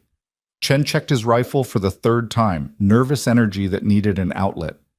What's our exfil plan if this goes sideways? We run very fast in the opposite direction. That's not a plan. It's the only plan that matters when you're outnumbered and outgunned. Cole intervened before the conversation could spiral. Listen up. We're not going out there to be heroes. We're going to hit fast, break things, and get home in time for chow. Understood? 3 voices. Understood. Knox has tactical control on this op. What she says goes, no questions, no hesitation. Anyone have a problem with that? Silence. Not the comfortable kind, the kind that came from soldiers accepting reality they didn't particularly like but couldn't change. Good, Cole said. Lock and load. We step off in 30 minutes. They left through the north gate again, slipping out in the fading light like ghosts with rifles. The valley had transformed in the golden hour, shadows lengthening, heat easing, the desert preparing for another freezing night. Knox led, moving with the kind of confidence that came from muscle memory and repetition. Behind her, Cole, Torres, and Chen spread out in tactical spacing, weapons up, scanning sectors. They moved in silence, hand signals only, the language of operators who'd done this dance before, even if not together. The terrain shifted from flat desert to broken ground, wadis and ridgelines, rocks and scrub, the kind of geography that hid armies and swallowed the unwary. Knox navigated it like she had a map tattooed on her brain, never hesitating, never second-guessing. After 2 clicks, she raised a fist. Stop. They went prone, and Knox pulled out her monocular, glassed the terrain ahead. The cache site sat exactly where she'd predicted. A confluence of 3 wadis, natural cover on all sides, vehicle tracks leading in and out. And supplies. Lots of them. Ammunition crates stacked under camouflage netting, fuel drums arranged in neat rows. Mortar rounds, RPGs. Enough material to sustain a week-long siege, and guards. 4 of them visible. Probably more she couldn't see. Knox passed the monocular to Cole. He glassed the site, whistled softly. That's more hardware than I expected, he whispered. That's the point. They're planning something big. How do we get close without being seen? Knox pointed to a wadi that curved around the site's western edge. That gives us a covered approach to within 50 meters. We place charges on the fuel drums. They go up, everything else goes with them. Then we disappear before they know what hit them. And the guards? We avoid them if we can, eliminate them if we can't. Torres shifted uncomfortably. 4 guards we can see. How many we can't? Unknown, but we're about to find out. They moved into the wadi, using its depth for concealment, placing each step with the care of people walking through a minefield. The sun was dying now, painting the sky in shades of blood and warning. 50 meters from the cache site, Knox halted them. She hand-signaled. Torres and Chen would provide overwatch from this position. She and Cole would move forward, place the charges, return. Torres nodded, found a firing position that gave him good angles on the site. Chen did the same, rifle up, scanning for threats. Knox and Cole moved forward alone.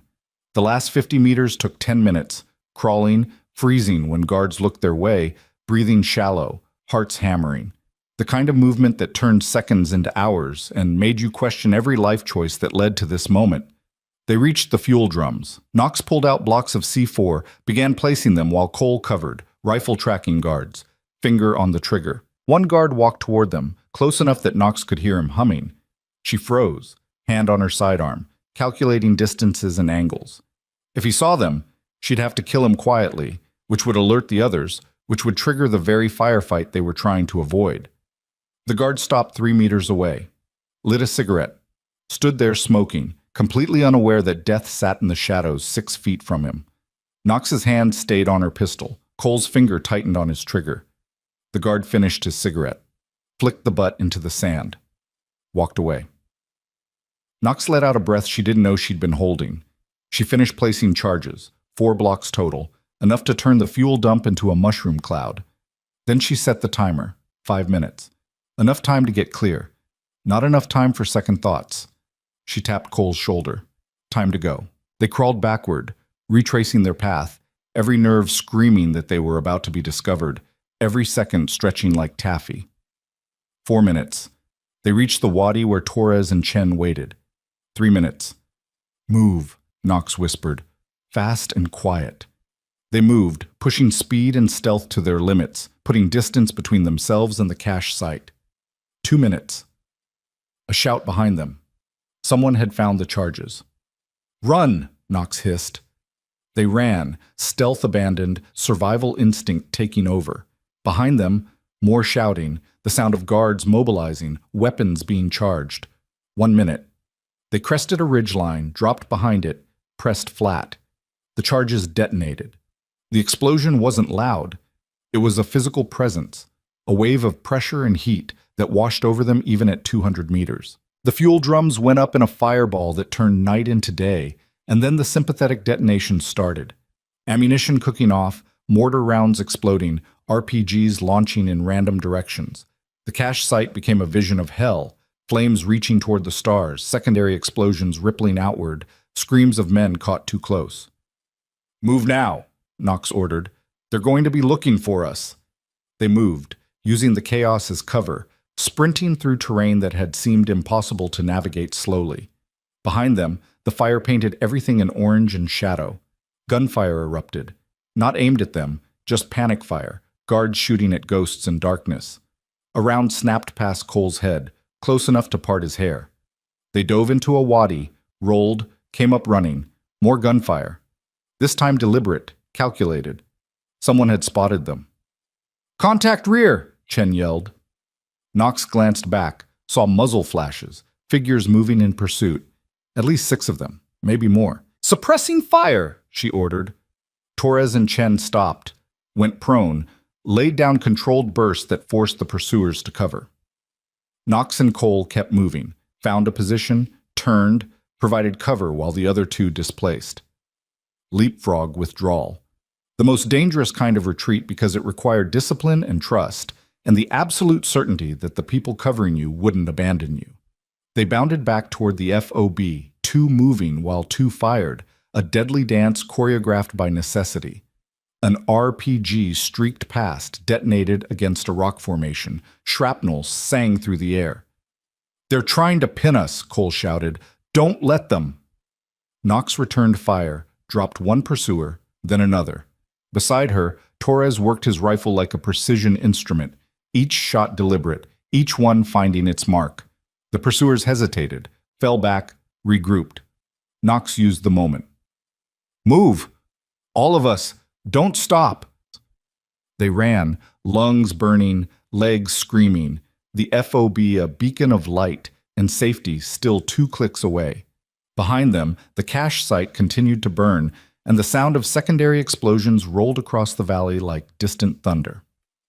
They stumbled through the north gate at 2015, covered in dust and sweat, and the kind of adrenaline crash that made your hands shake and your vision tunnel. Gomez was waiting with a medical kit. "Anyone hit?" "Negative," Cole gasped. "Just tired." Kate appeared, face grim. "Report." Knox straightened despite the exhaustion. "Cache site destroyed. Estimate 70% of their stored ammunition and fuel eliminated. They'll feel that for days." "Casualties?" "Unknown enemy, 0 friendly." "Pursuit?" "Broken off at the 1-click line. They didn't want to get close to your guns." Cade's expression shifted, not quite a smile, but close. "Well done. All of you." The 4 of them stood there, processing what they'd just survived, and Knox felt something she hadn't felt in months. The absence of failure. They'd gone out, done the job, come home. No body bags, no screaming wounded, just mission accomplished and soldiers still breathing. It felt foreign, suspicious, like the universe was setting her up for a harder fall. "Get cleaned up," Cade said. "Debrief in 30 minutes. I want every detail while it's still fresh." They dispersed, and Knox found herself standing alone in the compound, watching the orange glow on the southern horizon where their handiwork continued to burn. Cole approached with 2 bottles of water, handed her one. "That was a hell of a thing," he said. "That was necessary." "Think it bought us time?" "Maybe. 12 hours? Maybe 18. Then they'll come with everything they have left." "Will it be enough?" Knox drank half the bottle in one pull. "It'll have to be." The debrief lasted an hour, Kate asking questions, Knox providing answers, the others filling in details. Maps were annotated, timelines established, intelligence updated. When it was over, Cade dismissed everyone except Knox. "Stay a minute," he said. She stayed, wary, waiting for the other shoe to drop. Cade closed the door, sat on the edge of his desk. That operation. That wasn't something you planned this morning, was it? No, sir. You've been thinking about it since the first attack. Yes, sir. Because you knew we'd need options, contingencies, ways to fight back that don't depend on support that's never coming. That's part of it. What's the other part? Knox looked at him, debating how much truth he could handle, decided honesty was less dangerous than lies. The other part is, I've been in this situation before. Different terrain, different enemy, same equation. Undermanned position, no support, enemy closing in. I know how it ends if you just sit and wait. How does it end? Badly. Cade absorbed that. The mountain operation, that's what you're talking about. Yes, sir. You lost people. I lost most of them. But not all. No, sir. Not all.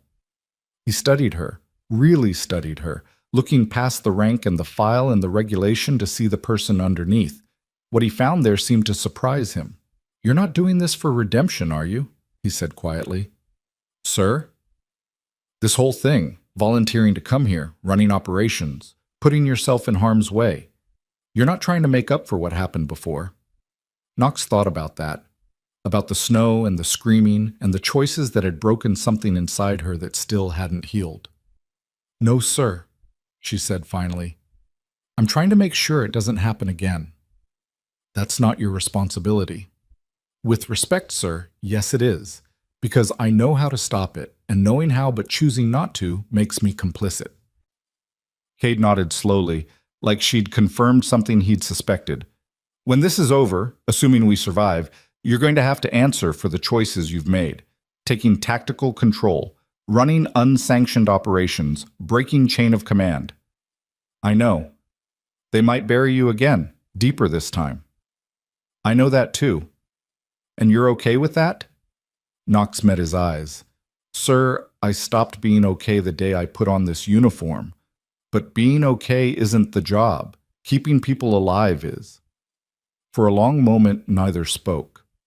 Then Cade stood, moved to the door, opened it. Get some rest, specialist. Tomorrow's going to be worse. How can you be sure?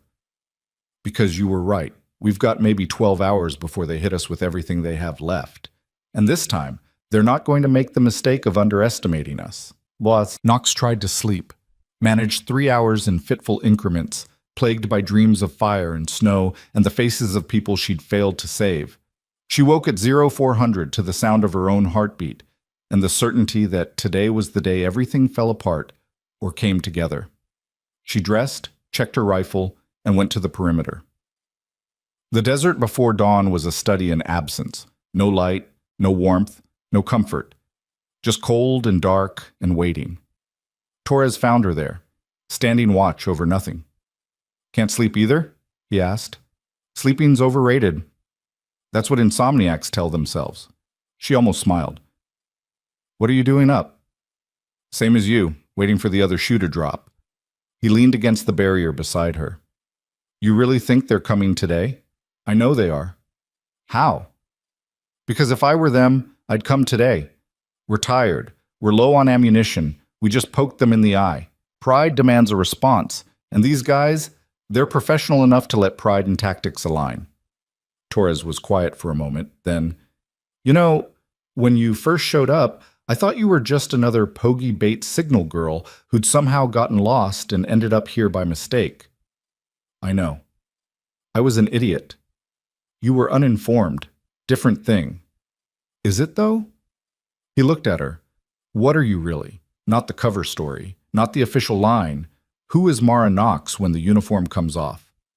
Knox thought about that question, the kind of question that didn't have safe answers. I'm someone who made a choice once, she said finally, and I've been living with it ever since. Was it the right choice? It kept people alive. That's the only metric that matters. And if you have to make it again today? She looked at him, and in the pre-dawn darkness, her eyes held something ancient and tired and absolutely certain. Then I'll make it the same way, without hesitation. Bus. The sun rose on a FOB that looked like it had been through a war, which technically it had. Soldiers moved through morning routines with the mechanical precision of people conserving energy for what was coming.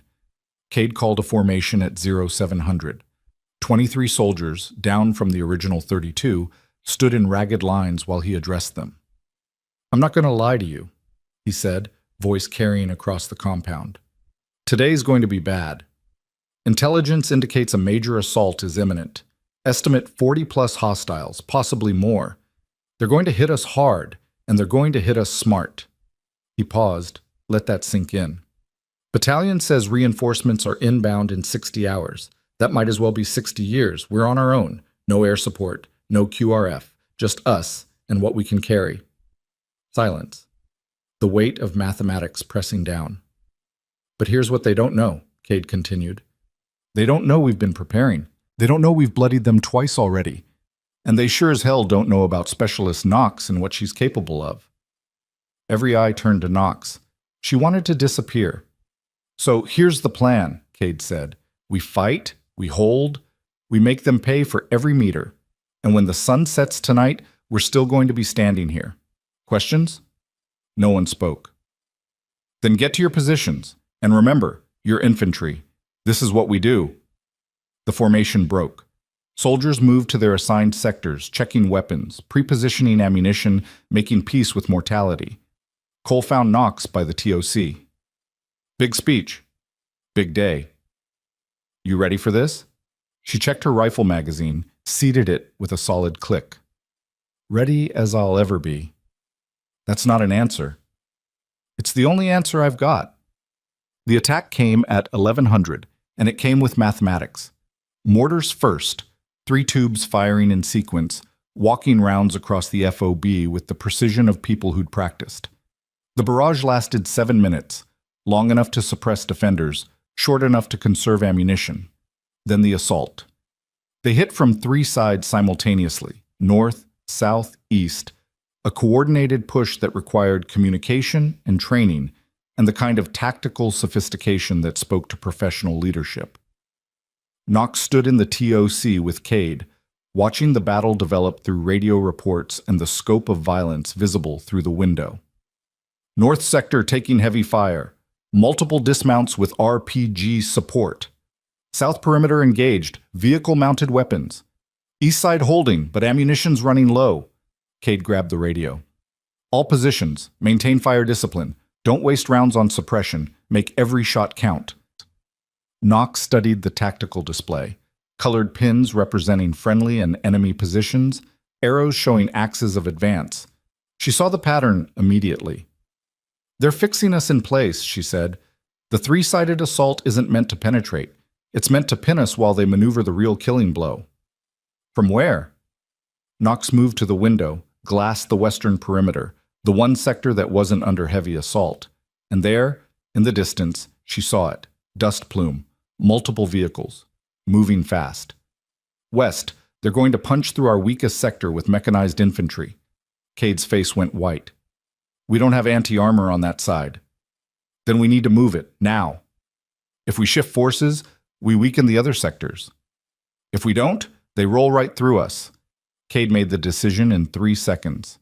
"All units, reorient anti-armor assets to western perimeter. Gomez, get the Javelin team moving." "Javelin's still down, sir." Gomez's voice crackled back. Knox grabbed the radio. "Then get me the M2. The 50 cal can punch through light armor." "Knox, that's—" "Now, Sergeant!" The urgency in her voice left no room for argument. Gomez acknowledged, and through the window, Knox watched soldiers manhandle the Ma-Deuce from the eastern wall to the west. The dust plume was closer now. She could make out shapes, 3 technicals, a BTR, and what looked like a soft-skinned truck full of infantry. 2 minutes to contact, she said. Cade looked at her. "Can we stop them?" "I don't know." "That's not reassuring." "It's honest." The vehicles hit the outer perimeter at speed, and the .50 caliber opened up, that distinctive bark that sounded like the universe clearing its throat. Tracers reached out, found the lead technical, and tore it apart. The vehicle slewed sideways, flipped, burned. Second technical, same result. But the BTR kept coming, its armor shrugging off the 50's rounds like mosquito bites. "We need to stop that vehicle," Cade shouted. Knox was already moving. She grabbed her rifle, sprinted for the western wall, climbed onto a HESCO barrier, and exposed herself to incoming fire for a clear line of sight. The BTR's turret was rotating, seeking the Ma Deuce, and in 3 seconds it would find it and eliminate the only weapon they had that could hurt it. Knox raised her rifle. The BTR was 400 meters out and moving. She'd have one shot, maybe two, before the turret found her. She aimed for the vision block, the narrow slit where the driver looked out, a target the size of a dinner plate on a moving vehicle at 400 meters in combat conditions. Impossible shot. She took it anyway. The round struck true, and through her scope she saw the glass shatter. The BTR swerved, driver blinded or wounded or both. It hit a ditch, tipped, and the infantry truck behind it had nowhere to go, slammed into the BTR's flank, and both vehicles became a tangled mess of metal and screaming. The assault from the west broke, but the assault from the other three sides intensified. Knox dropped from the barrier, sprinted back to the TOC. Cade met her at the door. Specialist, I know, we stopped one punch. The other three are still coming.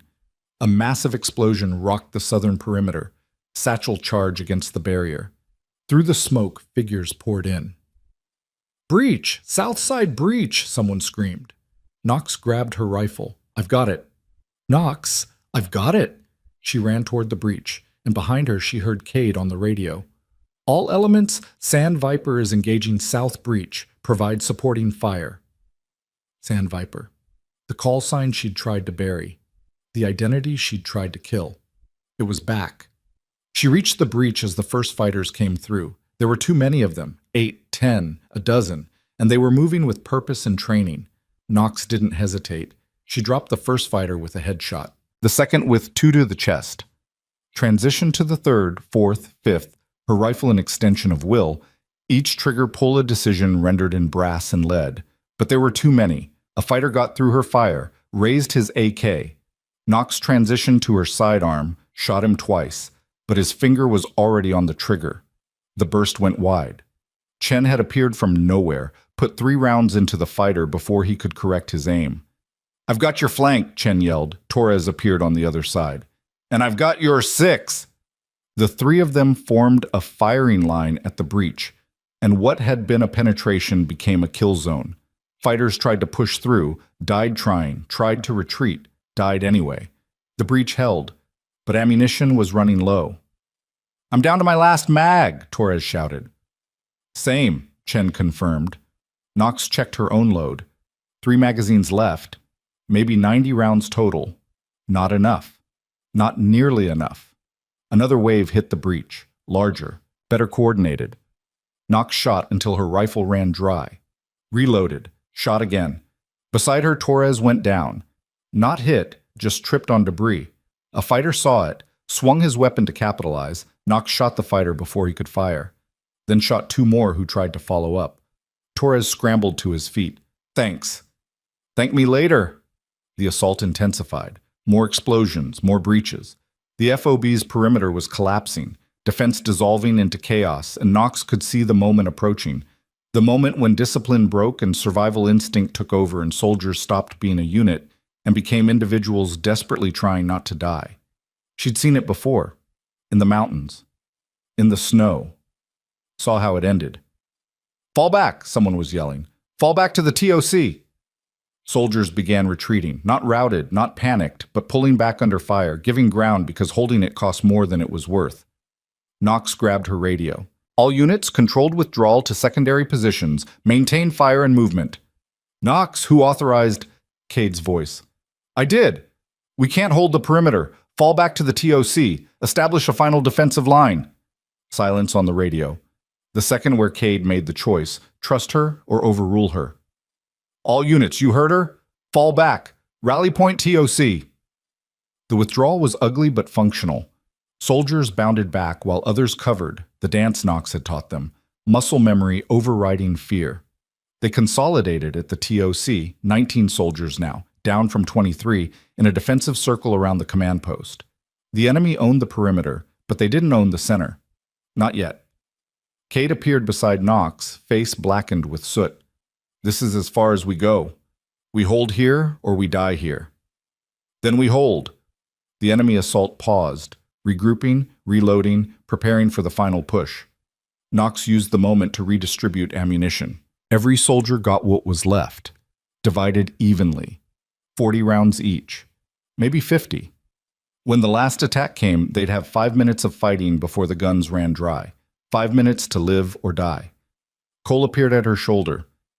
Whatever happens next, it's been an honor serving with you. Save the eulogies, Sergeant. We're not dead yet. Yet. She looked at him, at Torres, at Chen, at all of them. Soldiers who'd gone from mocking her to trusting her to following her into hell because she'd proven she knew the way. Listen to me, she said, voice carrying to the entire defensive circle. They think they've won. They think we're broken. But they don't understand something fundamental about infantry. She chambered around, the sound sharp and final. We don't quit. The assault came, the final push, everything they had left, a human wave that intended to overwhelm through sheer mass and momentum. Knox met them with mathematics. She positioned herself at the point of contact, rifle up, and began shooting with the clinical precision of someone who turned violence into art. Each shot placed, each shot terminal, each shot reducing the enemy's combat power by 1. Around her, the others took inspiration, stopped thinking about dying, started thinking about making it cost. The enemy wave crashed against them and broke. Not completely, not permanently, but enough that the assault faltered, hesitated, began to fragment. Through the smoke and chaos, Knox saw him, the enemy commander, standing behind his fighters, directing the assault with hand signals and shouted orders. 450 meters, uphill angle, crosswind, moving target, impossible shot. She'd made impossible shots before. She settled into her position, controlled her breathing. Let the world narrow to the reticle and the target and the space between heartbeats. Fired. The enemy commander dropped, and with him the assault's cohesion. Fighters looked around, uncertain, leaderless. The wave that had been coordinated became confused. Pour it on, Cade shouted. Break them! The defenders fired with renewed fury, and what had been an assault became a rout. The enemy fell back, scattered, disappeared into the wadis and ridgelines. Silence fell. Knox lowered her rifle, hands shaking now with adrenaline burn-off. Around her, soldiers slumped against barriers, gasping, bleeding, alive. Status! Cade called. The count came back. 16 effective soldiers, 7 wounded, 3 critical, but alive. Still breathing, still fighting.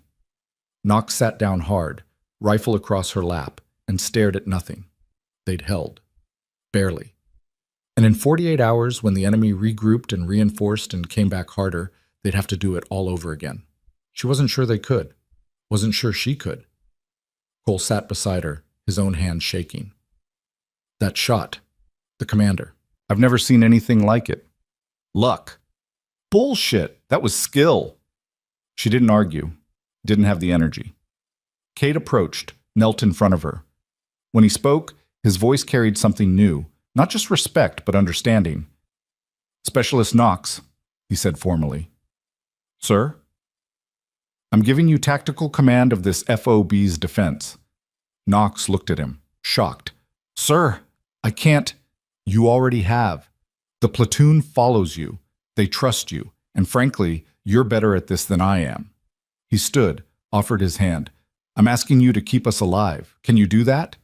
She looked at the hand, at the soldiers around her, at the tactical impossibility of defending this position against an enemy that wouldn't stop coming. Thought about the mountain, the snow, the weight of command and the price of failure. Thought about doing it right this time. She took his hand, stood.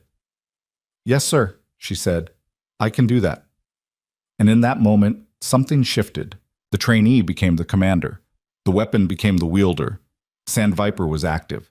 And she had 48 hours to turn 19 exhausted soldiers into a force capable of surviving what was coming. She looked at Cade, at Cole, at all of them. All right, she said quietly. Here's what we're going to do. Knox stood in the center of what remained of FOB Rattlesnake's defensive perimeter. 16 soldiers in various states of exhaustion and damage. Ammunition running low, water running lower, hope measured in hours instead of days. The sun had climbed toward its apex, turning the compound into an oven, and somewhere beyond the ridgelines an enemy force was licking its wounds and planning the knockout punch. She had tactical command now. Cade had given it to her, and the platoon had accepted it with the kind of silent acknowledgement that came from watching someone turn impossible into survivable 3 times in a row. Command. The thing she'd been stripped of. The thing that had broken her. The thing she'd sworn she'd never want again. And here it was, offered freely, carrying the weight of 19 lives that would die or survive based on decisions she made in the next 48 hours. First things first, she said, voice cutting through the post-battle haze. Casualty collection? Get the wounded to the aid station. Everyone else redistribute ammunition. I want a count of every round, every grenade, every piece of ordnance we have left. Soldiers moved to comply, muscle memory taking over where conscious thought had failed. Cole approached, limping slightly from a twisted ankle. What's the plan? Knox pulled out her notebook, pages stained with sweat and dust, filled with tactical diagrams and contingency plans she'd been refining since the day she arrived. We can't defend this whole perimeter anymore, not with 16 effectives, so we don't try. She pointed to the map. We contract to a tighter defensive position. Use the TOC as the anchor. Build concentric rings of fire. Make them fight for every meter. That's a siege defense. That's survival. We hold the center, we control the high ground, we force them to come to us through kill zones we've prepared. She looked at him. It's not pretty, but it's the only math that works. Cade joined them, face drawn but determined. How long can we hold? Depends on their appetite for casualties. If they're willing to take losses, maybe 12 hours. If they're cautious, maybe 36. And reinforcements arrive in 48, which means we need to buy time we don't have with resources we're running out of. Cade rubbed his face, exhaustion written in every line. What do you need from me? Your authority. When I give orders, I need them followed without question or hesitation. No time for debate, no time for second guessing. Can you do that?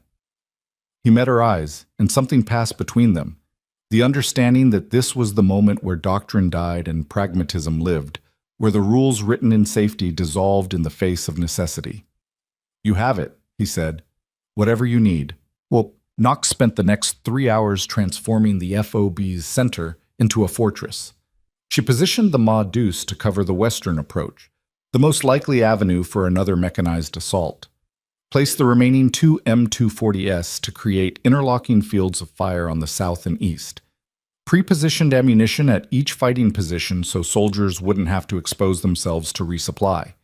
And she did something else, something she'd learned in the mountains when conventional tactics had failed and unconventional ones became the only option. She turned the perimeter into a trap. Using the remaining claymore mines, she created kill zones at the most likely breach points. Strung tripwires connected to grenades in areas where the enemy would seek cover. Positioned the mortar tube to fire pre-plotted coordinates she'd walked and ranged personally. Torres watched her work with something approaching awe. Where did you learn to do this? Trial and error. That's not an answer. It's the only one I've got.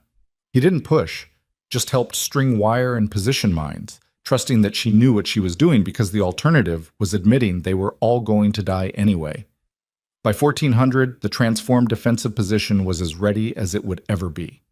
Knox walked the perimeter one final time, checking angles, identifying dead space, making mental notes of adjustments that would need to happen when, not if, the assault came. Chen found her at the northern fighting position, staring out at the valley. Knox, you need to rest. I'll rest when I'm dead. That's what worries me. He sat beside her. How long has it been since you slept? She tried to remember, failed. Doesn't matter. It matters if you collapse during the next firefight. I won't collapse. You're human. You have limits. She looked at him, and for just a moment the mask slipped. The professional competence, the tactical certainty, all of it falling away to reveal something raw underneath. My limits got 12 people killed in the mountains, she said quietly, so I don't trust them anymore. Chen absorbed that. What happened up there? Knox was quiet for so long he thought she wouldn't answer. Then, we were inserted to eliminate a high-value target. Intel said minimal security, quick in and out. Intel was wrong. She stared at the horizon. We got compromised 3 hours in. Team leader called for extract. Higher said negative, complete the mission. So we pushed forward. And we walked into an ambush that killed 4 soldiers in the first 30 seconds. Team leader took shrapnel to the throat. Assistant team leader froze. I was the junior operator, lowest on the pole, but I was the only one still thinking clearly. So you took command? I took command. Called in danger close strikes on our own position to break the ambush. Executed a fighting withdrawal through terrain that should have been impossible. Carried wounded. Left dead because I couldn't carry everyone. Her voice went flat. Made it to an extract point 40 kilometers away. Took 3 days. Lost 8 more soldiers on the way. But you saved 5. I failed 12. That's exactly how it works, Sergeant. When you take command, when you make the calls, every death is yours, every wound, every body bag. And when it's over, when you've done everything right and people are still dead, the brass doesn't ask what you saved. They ask what you lost. Chen was quiet, processing. Is that why they buried you? Because you lost people? They buried me because I didn't ask permission before taking command. Because I violated about a dozen regulations saving those 5 lives. Because I proved that sometimes the right tactical decision is the wrong political one. She stood, shouldered her rifle. And now I'm doing it again, and when this is over, they'll bury me deeper. Then why do it? She looked at him, and her eyes carried the weight of old ghosts and older promises. Because the alternative is watching good soldiers die when I know how to keep them alive. And I can't do that again. Won't do that again. At 1600, the secure phone in Cade's office rang. He answered it, listened, and his face went through several expressions before settling on carefully controlled rage. Understood, he said finally. Knox is standing right here. I'll put her on. He handed Knox the phone. She took it like it might bite. Knox. The voice on the other end was the same one from before, neutral, emotionless, carrying authority that didn't need volume. Sand Viper, status report. FOB defensive posture consolidated. Enemy sustained significant casualties. Estimate next assault in 12 to 18 hours. Your assessment of survivability? Knox glanced at Cade, at Cole standing in the doorway, at the window showing soldiers working on defenses, with the desperate energy of people who knew time was running out. Low, she said. We're undermanned, low on ammunition, and facing a numerically superior force with professional training. Without reinforcement or air support, we'll be overrun. Understood. Your orders are to hold until relieved. And if we can't hold, then you execute contingency protocol Omega. Knox felt her blood go cold. Omega protocol. The option nobody talked about. The last resort when the position was lost and the enemy couldn't be allowed the propaganda victory. Destroy everything. Leave nothing behind, including yourself. That's a death sentence, she said quietly. That's an order. The FOB cannot fall into enemy hands. The intelligence value alone would compromise operations across the province. So sacrifice 19 soldiers to protect intelligence most of them don't even know exists. Sacrifice is inherent to military service. You know this. I know that orders and morality don't always align. Silence on the line. Then, are you refusing a direct order, Specialist? Knox looked at Cade. His face had gone white. He'd figured out what protocol Omega meant. Cole's hand had drifted to his sidearm. Not threatening, just instinctive. She thought about the mountains, the choices, the consequences. Thought about making the same choice again and expecting different results. No, she said, I'm not refusing. I'm telling you that Protocol Omega won't be necessary because we're going to hold this position. How can you be certain? Because I'm very good at keeping people alive, and I'm done following orders that assume we're already dead. She hung up, handed the phone back to Cade. His hand shook taking it. They want us to blow the FOB if we're overrun. Yes, that's their plan, not mine. She moved to the map board, studied it with fresh eyes. They sent me here because they needed someone who would follow that order if it came to it. Someone with a history of making hard calls. Someone disposable. You're not disposable, Cole said. To them I am. To everyone above the pay grade of lieutenant colonel, We're all just numbers on a spreadsheet and acceptable losses in a bigger game. She traced the defensive positions on the map. But here's what they didn't count on. I'm not interested in following orders anymore. I'm interested in keeping you alive. That sounds like mutiny, Cade said carefully. That sounds like tactics. She looked at both of them. I can hold this FOB. I can keep us alive until reinforcements arrive. But I need you both to trust me completely. No questions, no hesitation, no calling higher to confirm my orders. Cade and Cole exchanged glances. An entire conversation happened in that look. Years of service, doctrine, regulation, the weight of oath and duty balanced against the reality of survival. What's your plan? Cade asked. Yet, Knox laid it out over the next hour, using the map and tactical diagrams to illustrate a defense that looked insane on paper but had the kind of calculated madness that came from experience fighting impossible battles. They're going to hit us one more time, she said. Maximum effort, everything they have left. They'll probe first, test our strength, find weak points. Then they'll mass their assault on whatever sector looks weakest. So we reinforce everywhere, Cole said. We can't. We don't have the bodies, so instead we make one sector look deliberately weak. Draw them in, then collapse the trap. Torres had joined them, listening with the focus of someone who knew his life depended on understanding. You're talking about a kill zone, deliberate deception. I'm talking about using their aggression against them. They've taken casualties. Their pride is hurt. They want to finish this, so we give them what looks like an opportunity, and when they commit to it, we destroy them. And if they don't take the bait, Chen asked, then we fight them straight up and pray ammunition lasts longer than their patience. Cade studied the plan, looking for flaws, finding several, but also seeing the brutal logic underneath. This is high risk. This whole situation is high risk. At least this way we control some of the variables. And if it fails, Knox met his eyes. Then I'll execute Protocol Omega myself, and you get the platoon out before the charges blow. That's non-negotiable, Lieutenant. If this goes wrong, if they breach our final line, you take everyone who can walk and you run. I'll buy you time. The room went silent, soldiers processing what she'd just said, that she was willing to die alone to give them a chance at survival. Cole broke the silence. No. Sergeant, no. We don't leave people behind, not you, not anyone. If the alternative is everyone dying, then everyone dies together. He looked around the room. Anyone disagree? Silence. But not the hostile kind. The kind that came from soldiers realizing they'd formed something beyond a unit, something that looked like family. Knox felt something crack in her chest. Not breaking exactly, but shifting. The isolation she'd maintained, the distance she'd kept, all of it suddenly feeling less like protection and more like prison. All right, she said quietly. No one gets left behind.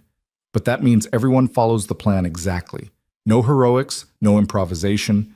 We do this as a team or we don't do it at all. Heads nodded. Then let's get to work, she said. We've got maybe 6 hours before they come. I want every meter of that kill zone perfect. They worked through the afternoon and into evening, transforming the southern sector into a carefully crafted deception.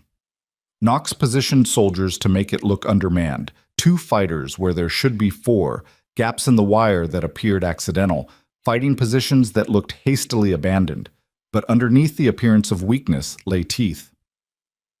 Claymores hidden in the approach routes, mortar tubes pre-ranged on every grid square, machine guns positioned in defilade, invisible until they opened fire. The whole sector was a spring-loaded trap waiting for someone to apply pressure. At 1800, Knox called a formation. Everyone who could stand gathered in the shadow of the TOC while the sun painted the western sky in shades of warning. Listen up, she said. In a few hours they're coming. They're going to hit us hard. They're going to try to break us, and they're going to fail. She let that settle. They're going to fail because you've been trained by the best infantry in the world, because you've already proven you can take their best shot and stay standing. And because tonight, you're not fighting for your country or your flag or any abstract concept. You're fighting for the soldier next to you. That's all that matters. That's all that's ever mattered. She looked at each face, Torres, Chen, Gomez, with his bandaged arm, all of them. I can't promise you'll all survive. I can't promise this won't hurt. But I can promise that if we stick to the plan, if we trust each other, we've got a chance, a good chance. What about you? Gomez asked. What are you fighting for? Knox thought about the mountains, the snow, the faces of soldiers she'd failed to save. I'm fighting to make sure I don't have to remember any more names, she said quietly. The formation broke. Soldiers moved to their positions, checking weapons one final time, writing letters they hoped they wouldn't need, making peace with mortality in whatever way worked for them. Cade found Knox at the southern perimeter, staring out at the darkening valley. That was a good speech, he said. It was honest. Same thing, isn't it? Not always. He stood beside her, silent for a moment. Then, I read the full report, about the mountains, the classified sections. Knox tensed. And the recommendation from your commanding officer, the one who survived because you carried him 8 kilometers with a punctured lung, was that you receive the Medal of Honor. She said nothing. But someone higher up the chain killed it, buried the recommendation along with most of the operation details, reduced your rank, transferred you out, made you disappear. That's old news, Lieutenant. It's relevant news, because whoever made that call, whoever decided your tactical competence was less important than political optics, they're the same people who sent you here knowing you'd be in this exact situation. Knox looked at him. Your point? My point is they wanted you to fail, or die, or both. Tidy ending to a messy story. He paused. But you're not going to give them that satisfaction, are you? She almost smiled. Almost. No, sir, I'm not. Good. He offered his hand. Then let's make sure we're all here to tell them to go to hell when this is over. She shook it, feeling the weight of alliance, real alliance, earned through fire instead of given through rank. The attack came at 21:45, and it came with fury. Mortars first, a barrage that lasted 15 minutes, longer than before, designed to suppress and demoralize. Soldiers hunkered in their positions while the world exploded around them, dirt raining down, ears ringing, fear and adrenaline fighting for control. Then silence. The kind of silence that came before storms. Knox stood in the TOC, radio handset in one hand, rifle in the other, watching the tactical display and waiting for the assault she knew was coming. Movement, southern sector, Torres reported. Multiple dismounts, advancing in bounds. Hold fire, Knox ordered. Let them get close, make them believe it. They're at 75 meters. Hold. 50 meters. Hold.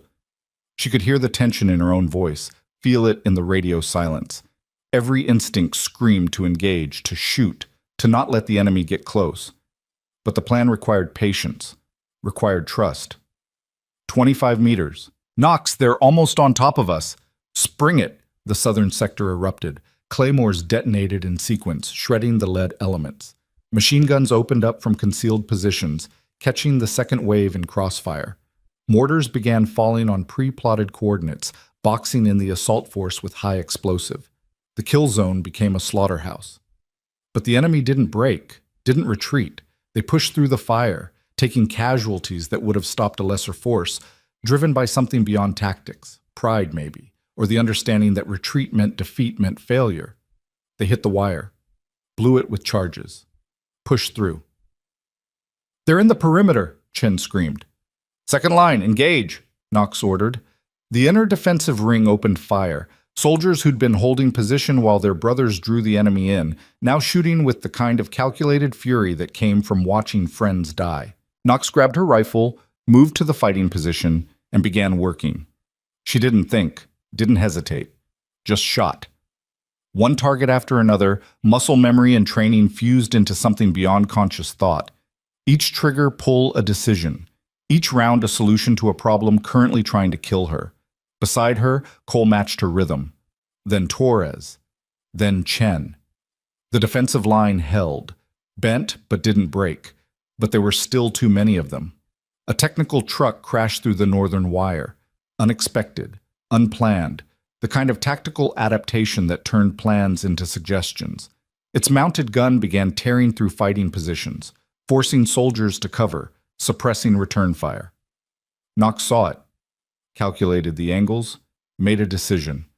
"Cover me!" She ran, sprinted across open ground toward the nearest Ma-Deuce, incoming fire chasing her footsteps, rounds cracking past close enough to feel the pressure wave. She dove behind the gun, swung it toward the technical, and opened fire. The .50 caliber rounds walked up the truck's hood, through the windshield, into the engine block.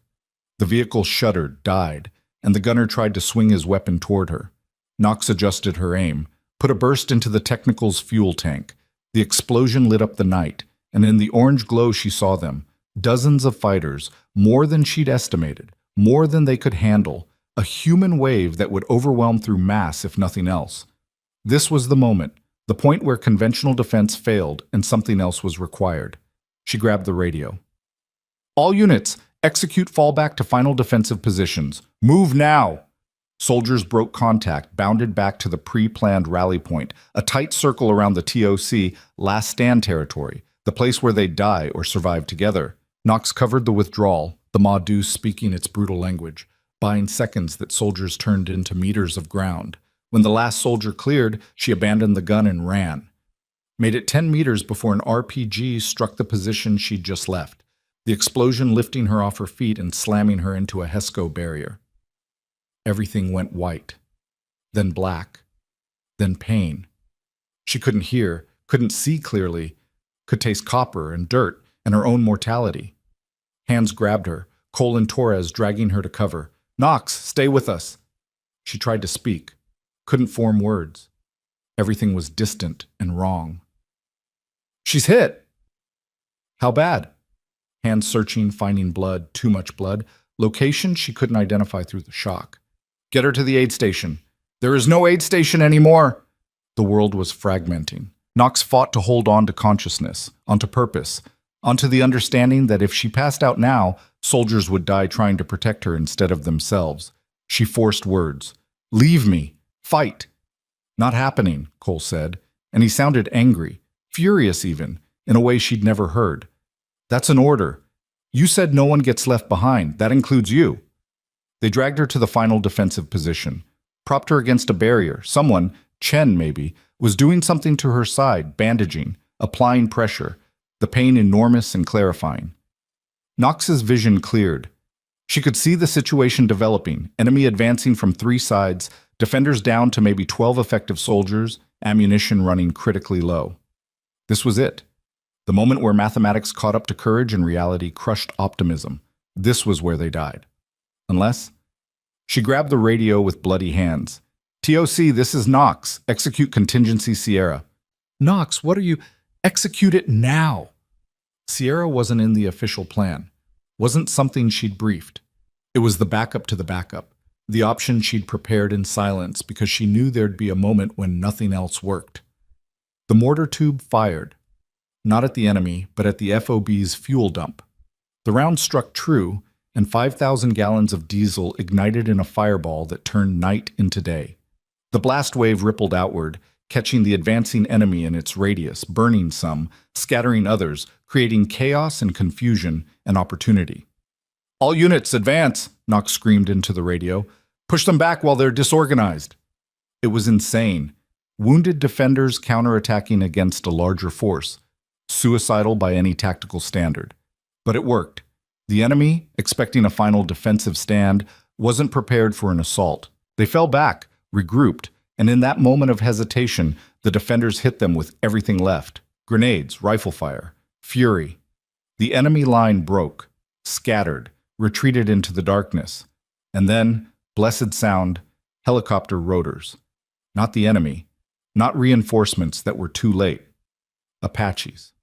2 of them, appearing like avenging angels, 30-millimeter cannons singing death, rockets turning enemy positions into craters. Behind them, Chinooks, heavy-lift birds carrying the QRF that should have been there hours ago, finally arriving because someone somewhere had decided the FOB was worth saving after all. The enemy, caught between defenders ahead and gunships above, made the smart choice. They ran. Knox slumped against the barrier, radio falling from her hand, blood soaking through Chen's hasty bandages. Stay awake, Cole was saying. Medic's coming. Stay with me. She wanted to. Wanted to see this through. See her soldiers survive. See the sunrise on a victory instead of a grave. But the darkness was patient and insistent, and she'd been fighting it for too long. Tell them, she managed. Tell them we held. Then the darkness won. Knox woke to white ceiling tiles and the smell of antiseptic, the universal signature of military hospitals, where survival came with paperwork and the aftertaste of morphine. Her side screamed with each breath, bandaged tight enough to make her wonder if they'd found all the shrapnel or just the pieces worth removing. She tried to sit up. Failed. Tried again with more determination and less success. Easy. Cole's voice rough from exhaustion. He sat in a chair beside her bed, looking like he hadn't slept in days. Probably hadn't.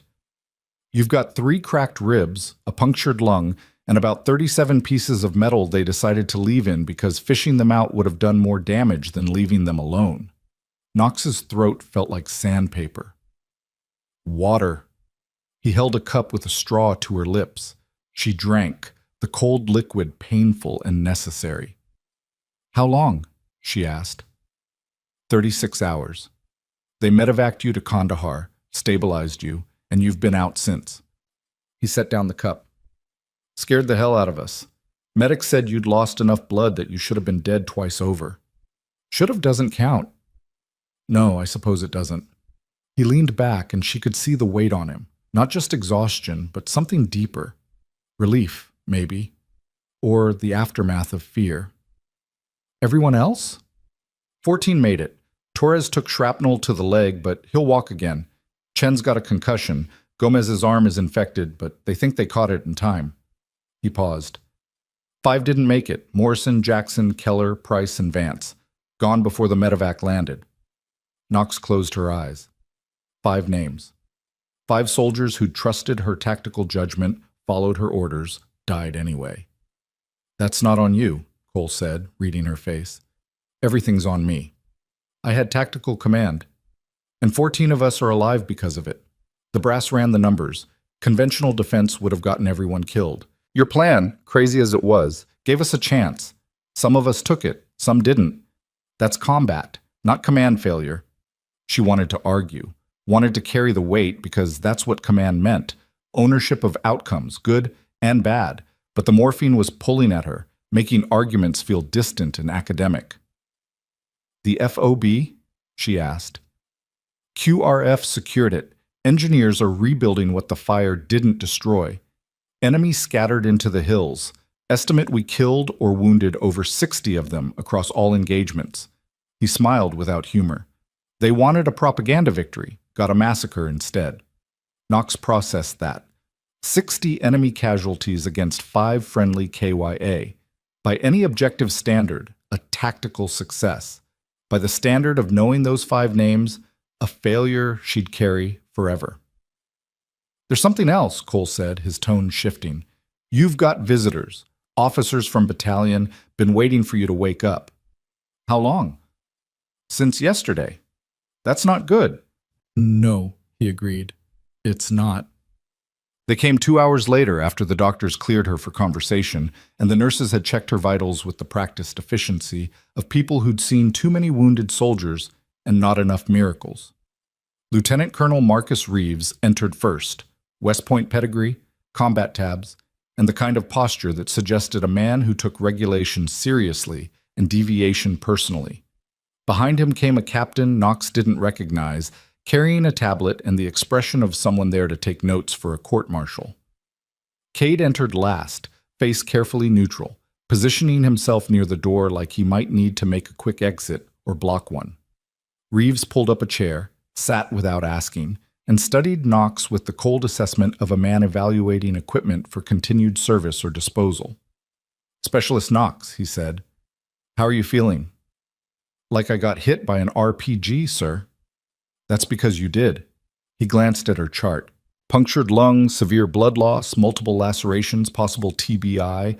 The doctors are impressed you're alive. I'm harder to kill than I look. Apparently, he set down the chart. Let's talk about FOB Rattlesnake. Specifically, let's talk about your actions during the siege. Here it comes, Knox thought. The reckoning. The price for breaking rules and succeeding anyway. I'm listening, sir. Reeves pulled out his tablet, scrolled through what looked like an after-action report.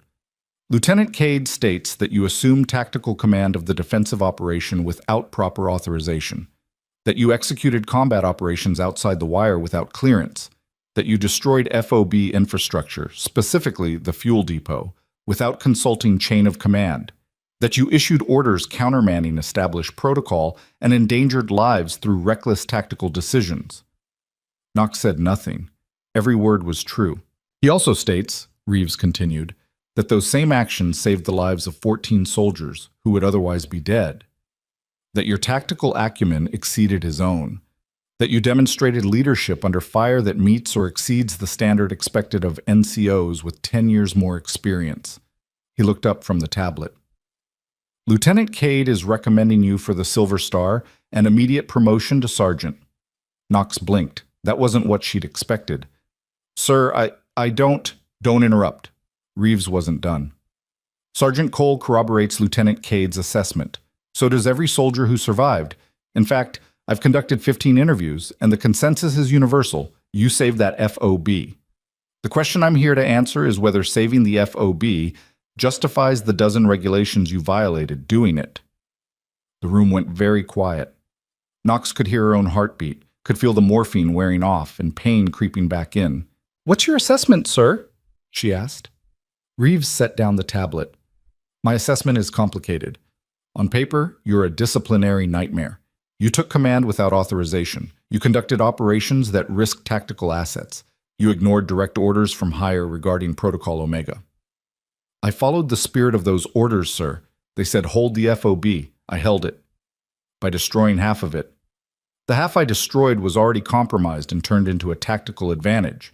The half I saved contained soldiers, equipment, and intelligence. I made the choice any competent commander would make. You're not a commander. You're a specialist. I was a sergeant before someone decided my competence was less important than their politics. The words came out sharper than she'd intended, carrying weight she'd been holding for months. Reeves's expression didn't change, but something flickered behind his eyes. Recognition, maybe, or understanding. You're referring to the mountain operation, he said. I'm referring to the fact that I've been court-martialed once for doing exactly what I did at FOB Rattlesnake. Took command when leadership failed, made hard calls that kept people alive, got punished for it because the outcome was messy and someone needed a scapegoat. That operation was classified.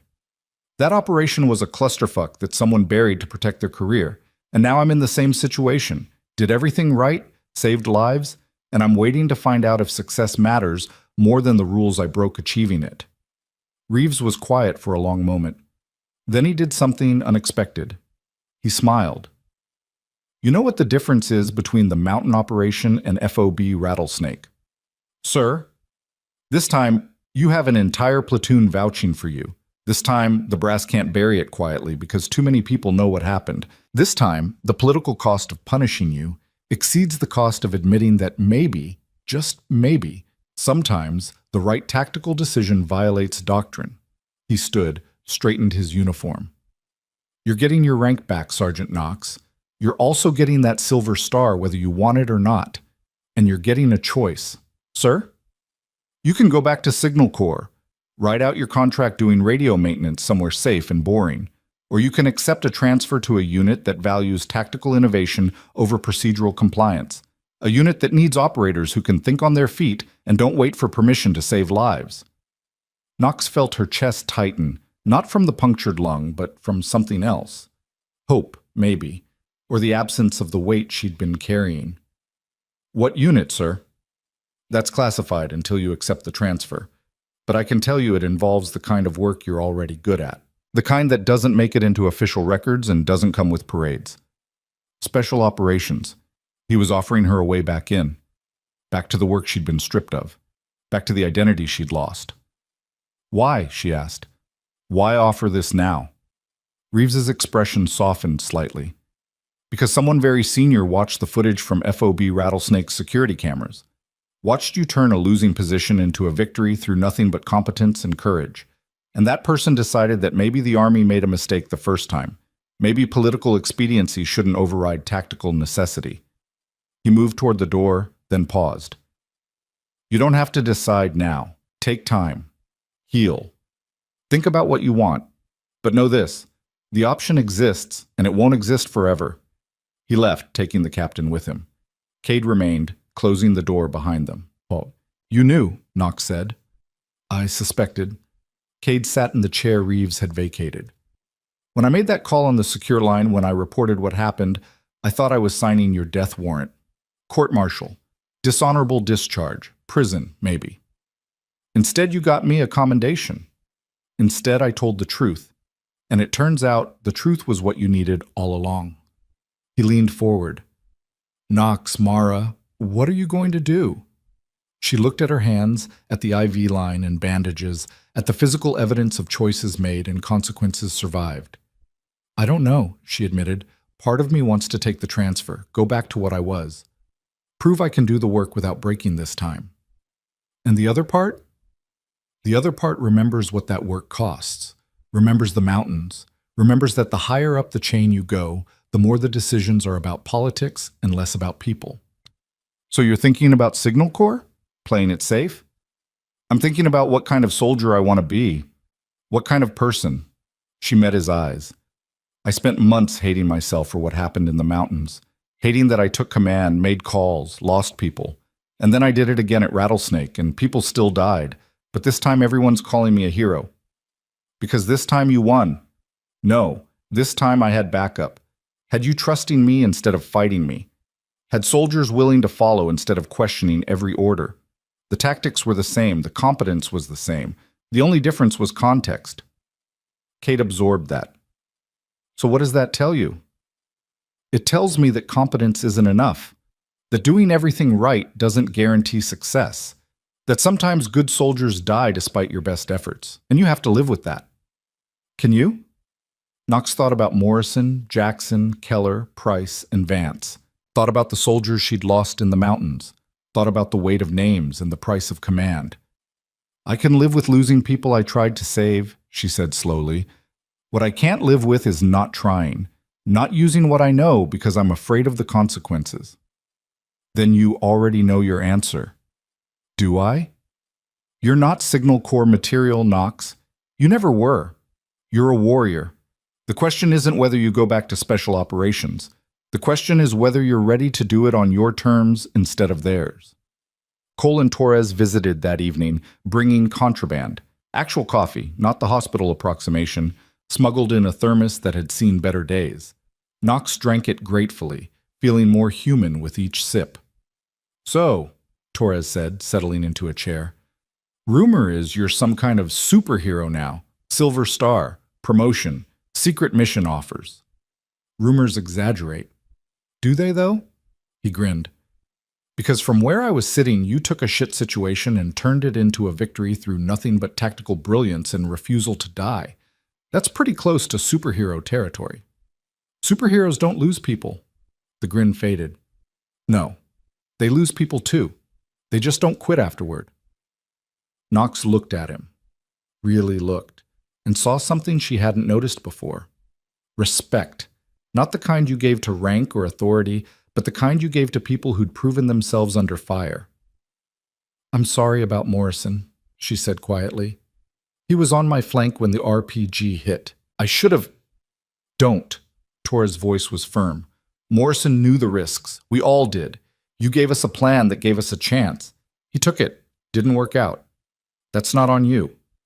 The families got letters from Lieutenant Cade explaining that their sons and brothers and husbands died fighting instead of being slaughtered in an overrun FOB. They died as soldiers, not victims. You gave them that. Knox felt her throat tighten. She'd been so focused on the names she'd lost that she hadn't thought about the names she'd saved. The families who wouldn't get those letters because their soldiers were still breathing. What are you going to do? Cole asked. After you heal? I don't know yet. Well, whatever you decide. He pulled something from his pocket. Dog tags. 5 sets, collected from the fallen. These need to go to their families. Official channels will handle the paperwork, but I thought maybe you'd want to do it personally. Say the words that matter. Knox took the tags, felt their weight, understood what Cole was offering. Closure, maybe, or the beginning of it. A way to honor the fallen while acknowledging she hadn't failed them. Circumstances had. "Thank you," she said. "We're the ones who should be thanking you."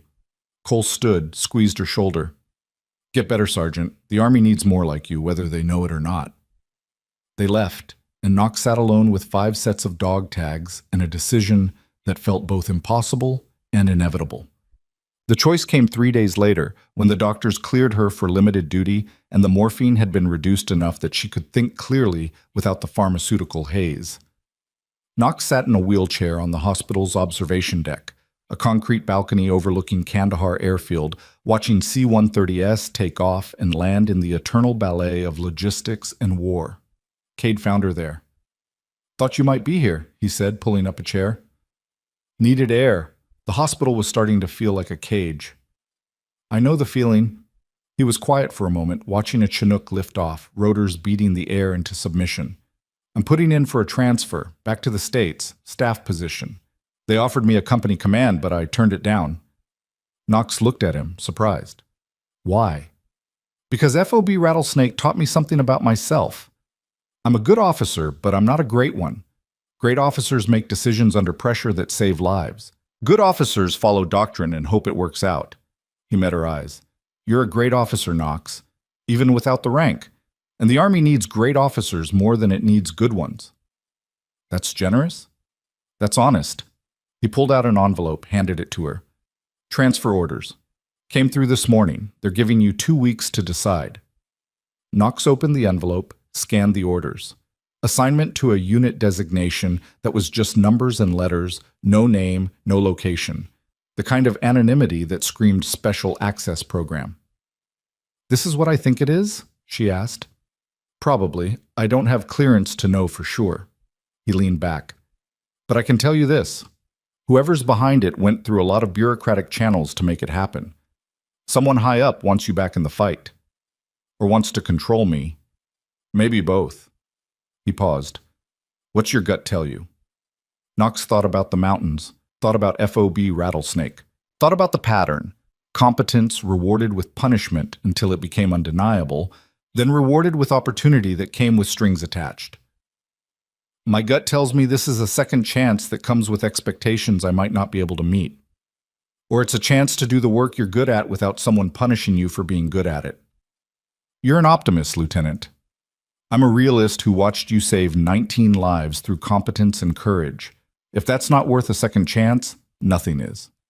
Knox spent the next week visiting soldiers, those still in Kandahar, those already rotated home, those in various stages of recovery and denial. She didn't make speeches, didn't try to be inspirational, just sat with them, shared coffee, listened to stories about fights and fear and the strange guilt that came with surviving when others hadn't. Chen told her about his daughter's upcoming birthday. Torres showed her photos of a girlfriend he was planning to marry. Gomez talked about the nightmares and the therapy and the slow crawl back to normal. And each conversation hammered home the same truth. These soldiers trusted her, followed her, survived because of decisions she'd made in moments when there was no time for doubt. She'd earned that trust, earned it through action instead of rank, through competence instead of politics. The question was whether she wanted to keep earning it.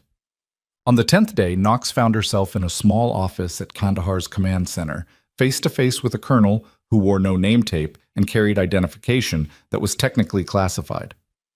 "Sergeant Knox," he said, not offering a hand, not wasting time on pleasantries. "You've read the transfer orders. You understand what's being offered." "I understand the words. I don't understand the why." "The why is simple. You're good at a very specific job, and we need people who are good at that job. People who can think tactically, act decisively, and make hard calls without hesitation. The last time I made hard calls, I got court-martialed. The last time you made hard calls, you saved lives in a politically inconvenient way. This time, the politics align with the tactical needs." He leaned forward. "I'll be direct. What happened in the mountains was handled poorly. You were scapegoated to protect egos. That was wrong. This transfer is an attempt to correct that wrong.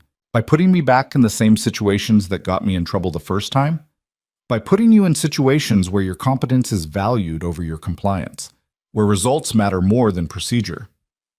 Knox studied him, this nameless officer offering redemption or manipulation, hard to tell which. "What happens if I refuse?" she asked. "Then you go back to Signal Corps. Honorable career, safe, boring.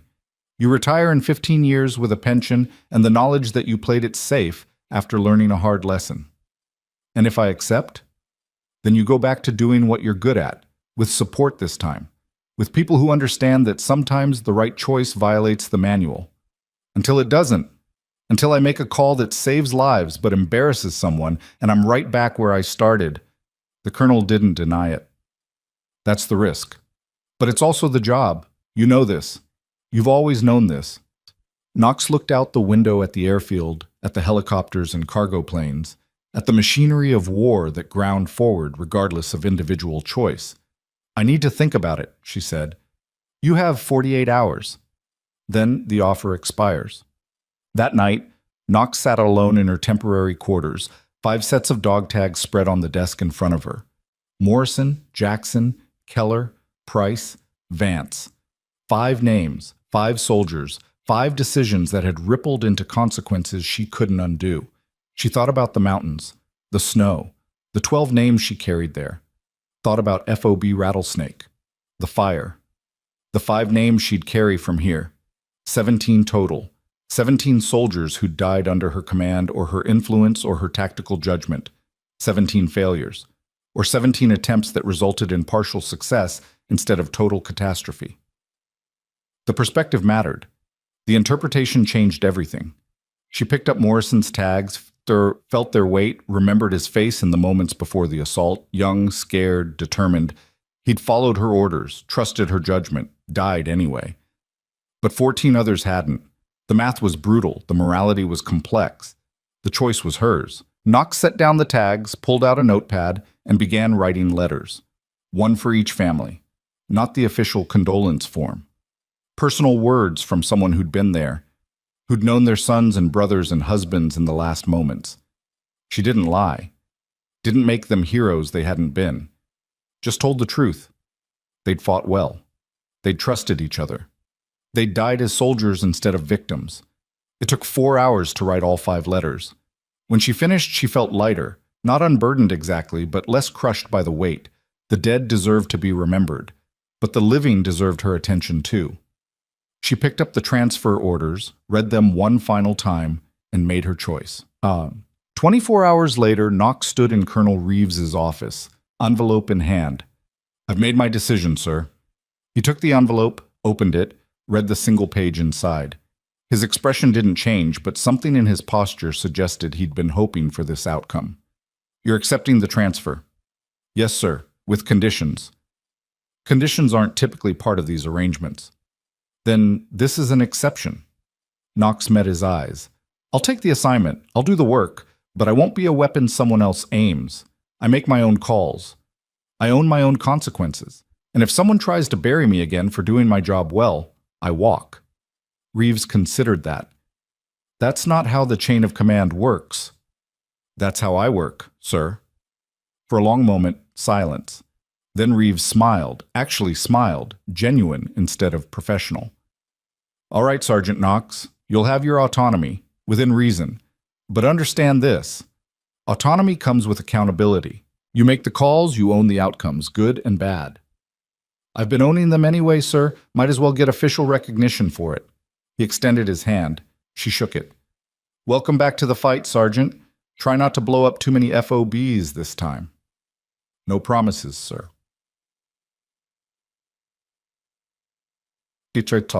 Knox left Kandahar 3 days later on a C-130 headed east, to where exactly she didn't know and wouldn't until she arrived. The transfer orders were deliberately vague, the assignment classified, the future uncertain.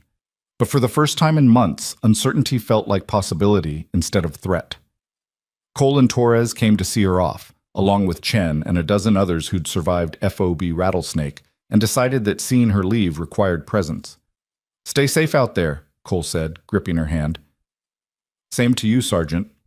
Write if you can." "You know I can't." "Then don't die." That's an order. She almost smiled. I'll do my best. Torres handed her a photo, the platoon, taken the day before the siege, everyone young and alive and unaware of what was coming. So you remember what you're fighting for? Knox took it, felt the weight of faces and names, and the responsibility they represented. Thank you, she said quietly. The crew chief called for boarding. Knox shouldered her pack, everything she owned in the world reduced to 50 pounds of gear and memories, and walked toward the ramp. Halfway up, she stopped, looked back. The soldiers stood at attention, saluting, not because regulation required it, but because respect demanded it. Knox returned the salute, holding it longer than necessary, burning the image into memory. These were her people, her brothers, the ones she'd fought beside and bled for and refused to let die. And wherever she went next, whatever she did, she'd carry them with her. The C-130 climbed into the Afghan sky, engines roaring, turbulence shaking the airframe. Knox sat in the webbed seating, surrounded by cargo and strangers, watching Kandahar disappear below. She thought about journeys and destinations, about the distance between who she'd been and who she was becoming. Thought about the girl who'd enlisted to prove something, the operator who'd been broken by impossible choices, the specialist who'd been buried to protect egos. Thought about the sergeant who'd refused to stay buried. The plane banked east, chasing the sun, and Knox closed her eyes. Not to sleep, she'd learned that sleep was a luxury combat soldiers couldn't afford, but to prepare for whatever came next, for whoever she'd have to become to survive it. She'd been given a second chance, not to prove herself, she'd done that already, but to define herself, to be more than a weapon, to be a soldier who made choices instead of following orders, to be someone who kept people alive, not because regulation demanded it, but because competence required it and morality insisted on it. The future was uncertain. The mission was classified. The outcome was unknown. But for the first time since the mountains, Knox felt ready. Ready to fight. Ready to lead. Ready to make the hard calls and own the consequences. Ready to be Sand Viper. Not the ghost story, not the buried legend, but the soldier who refused to quit even when quitting was easier.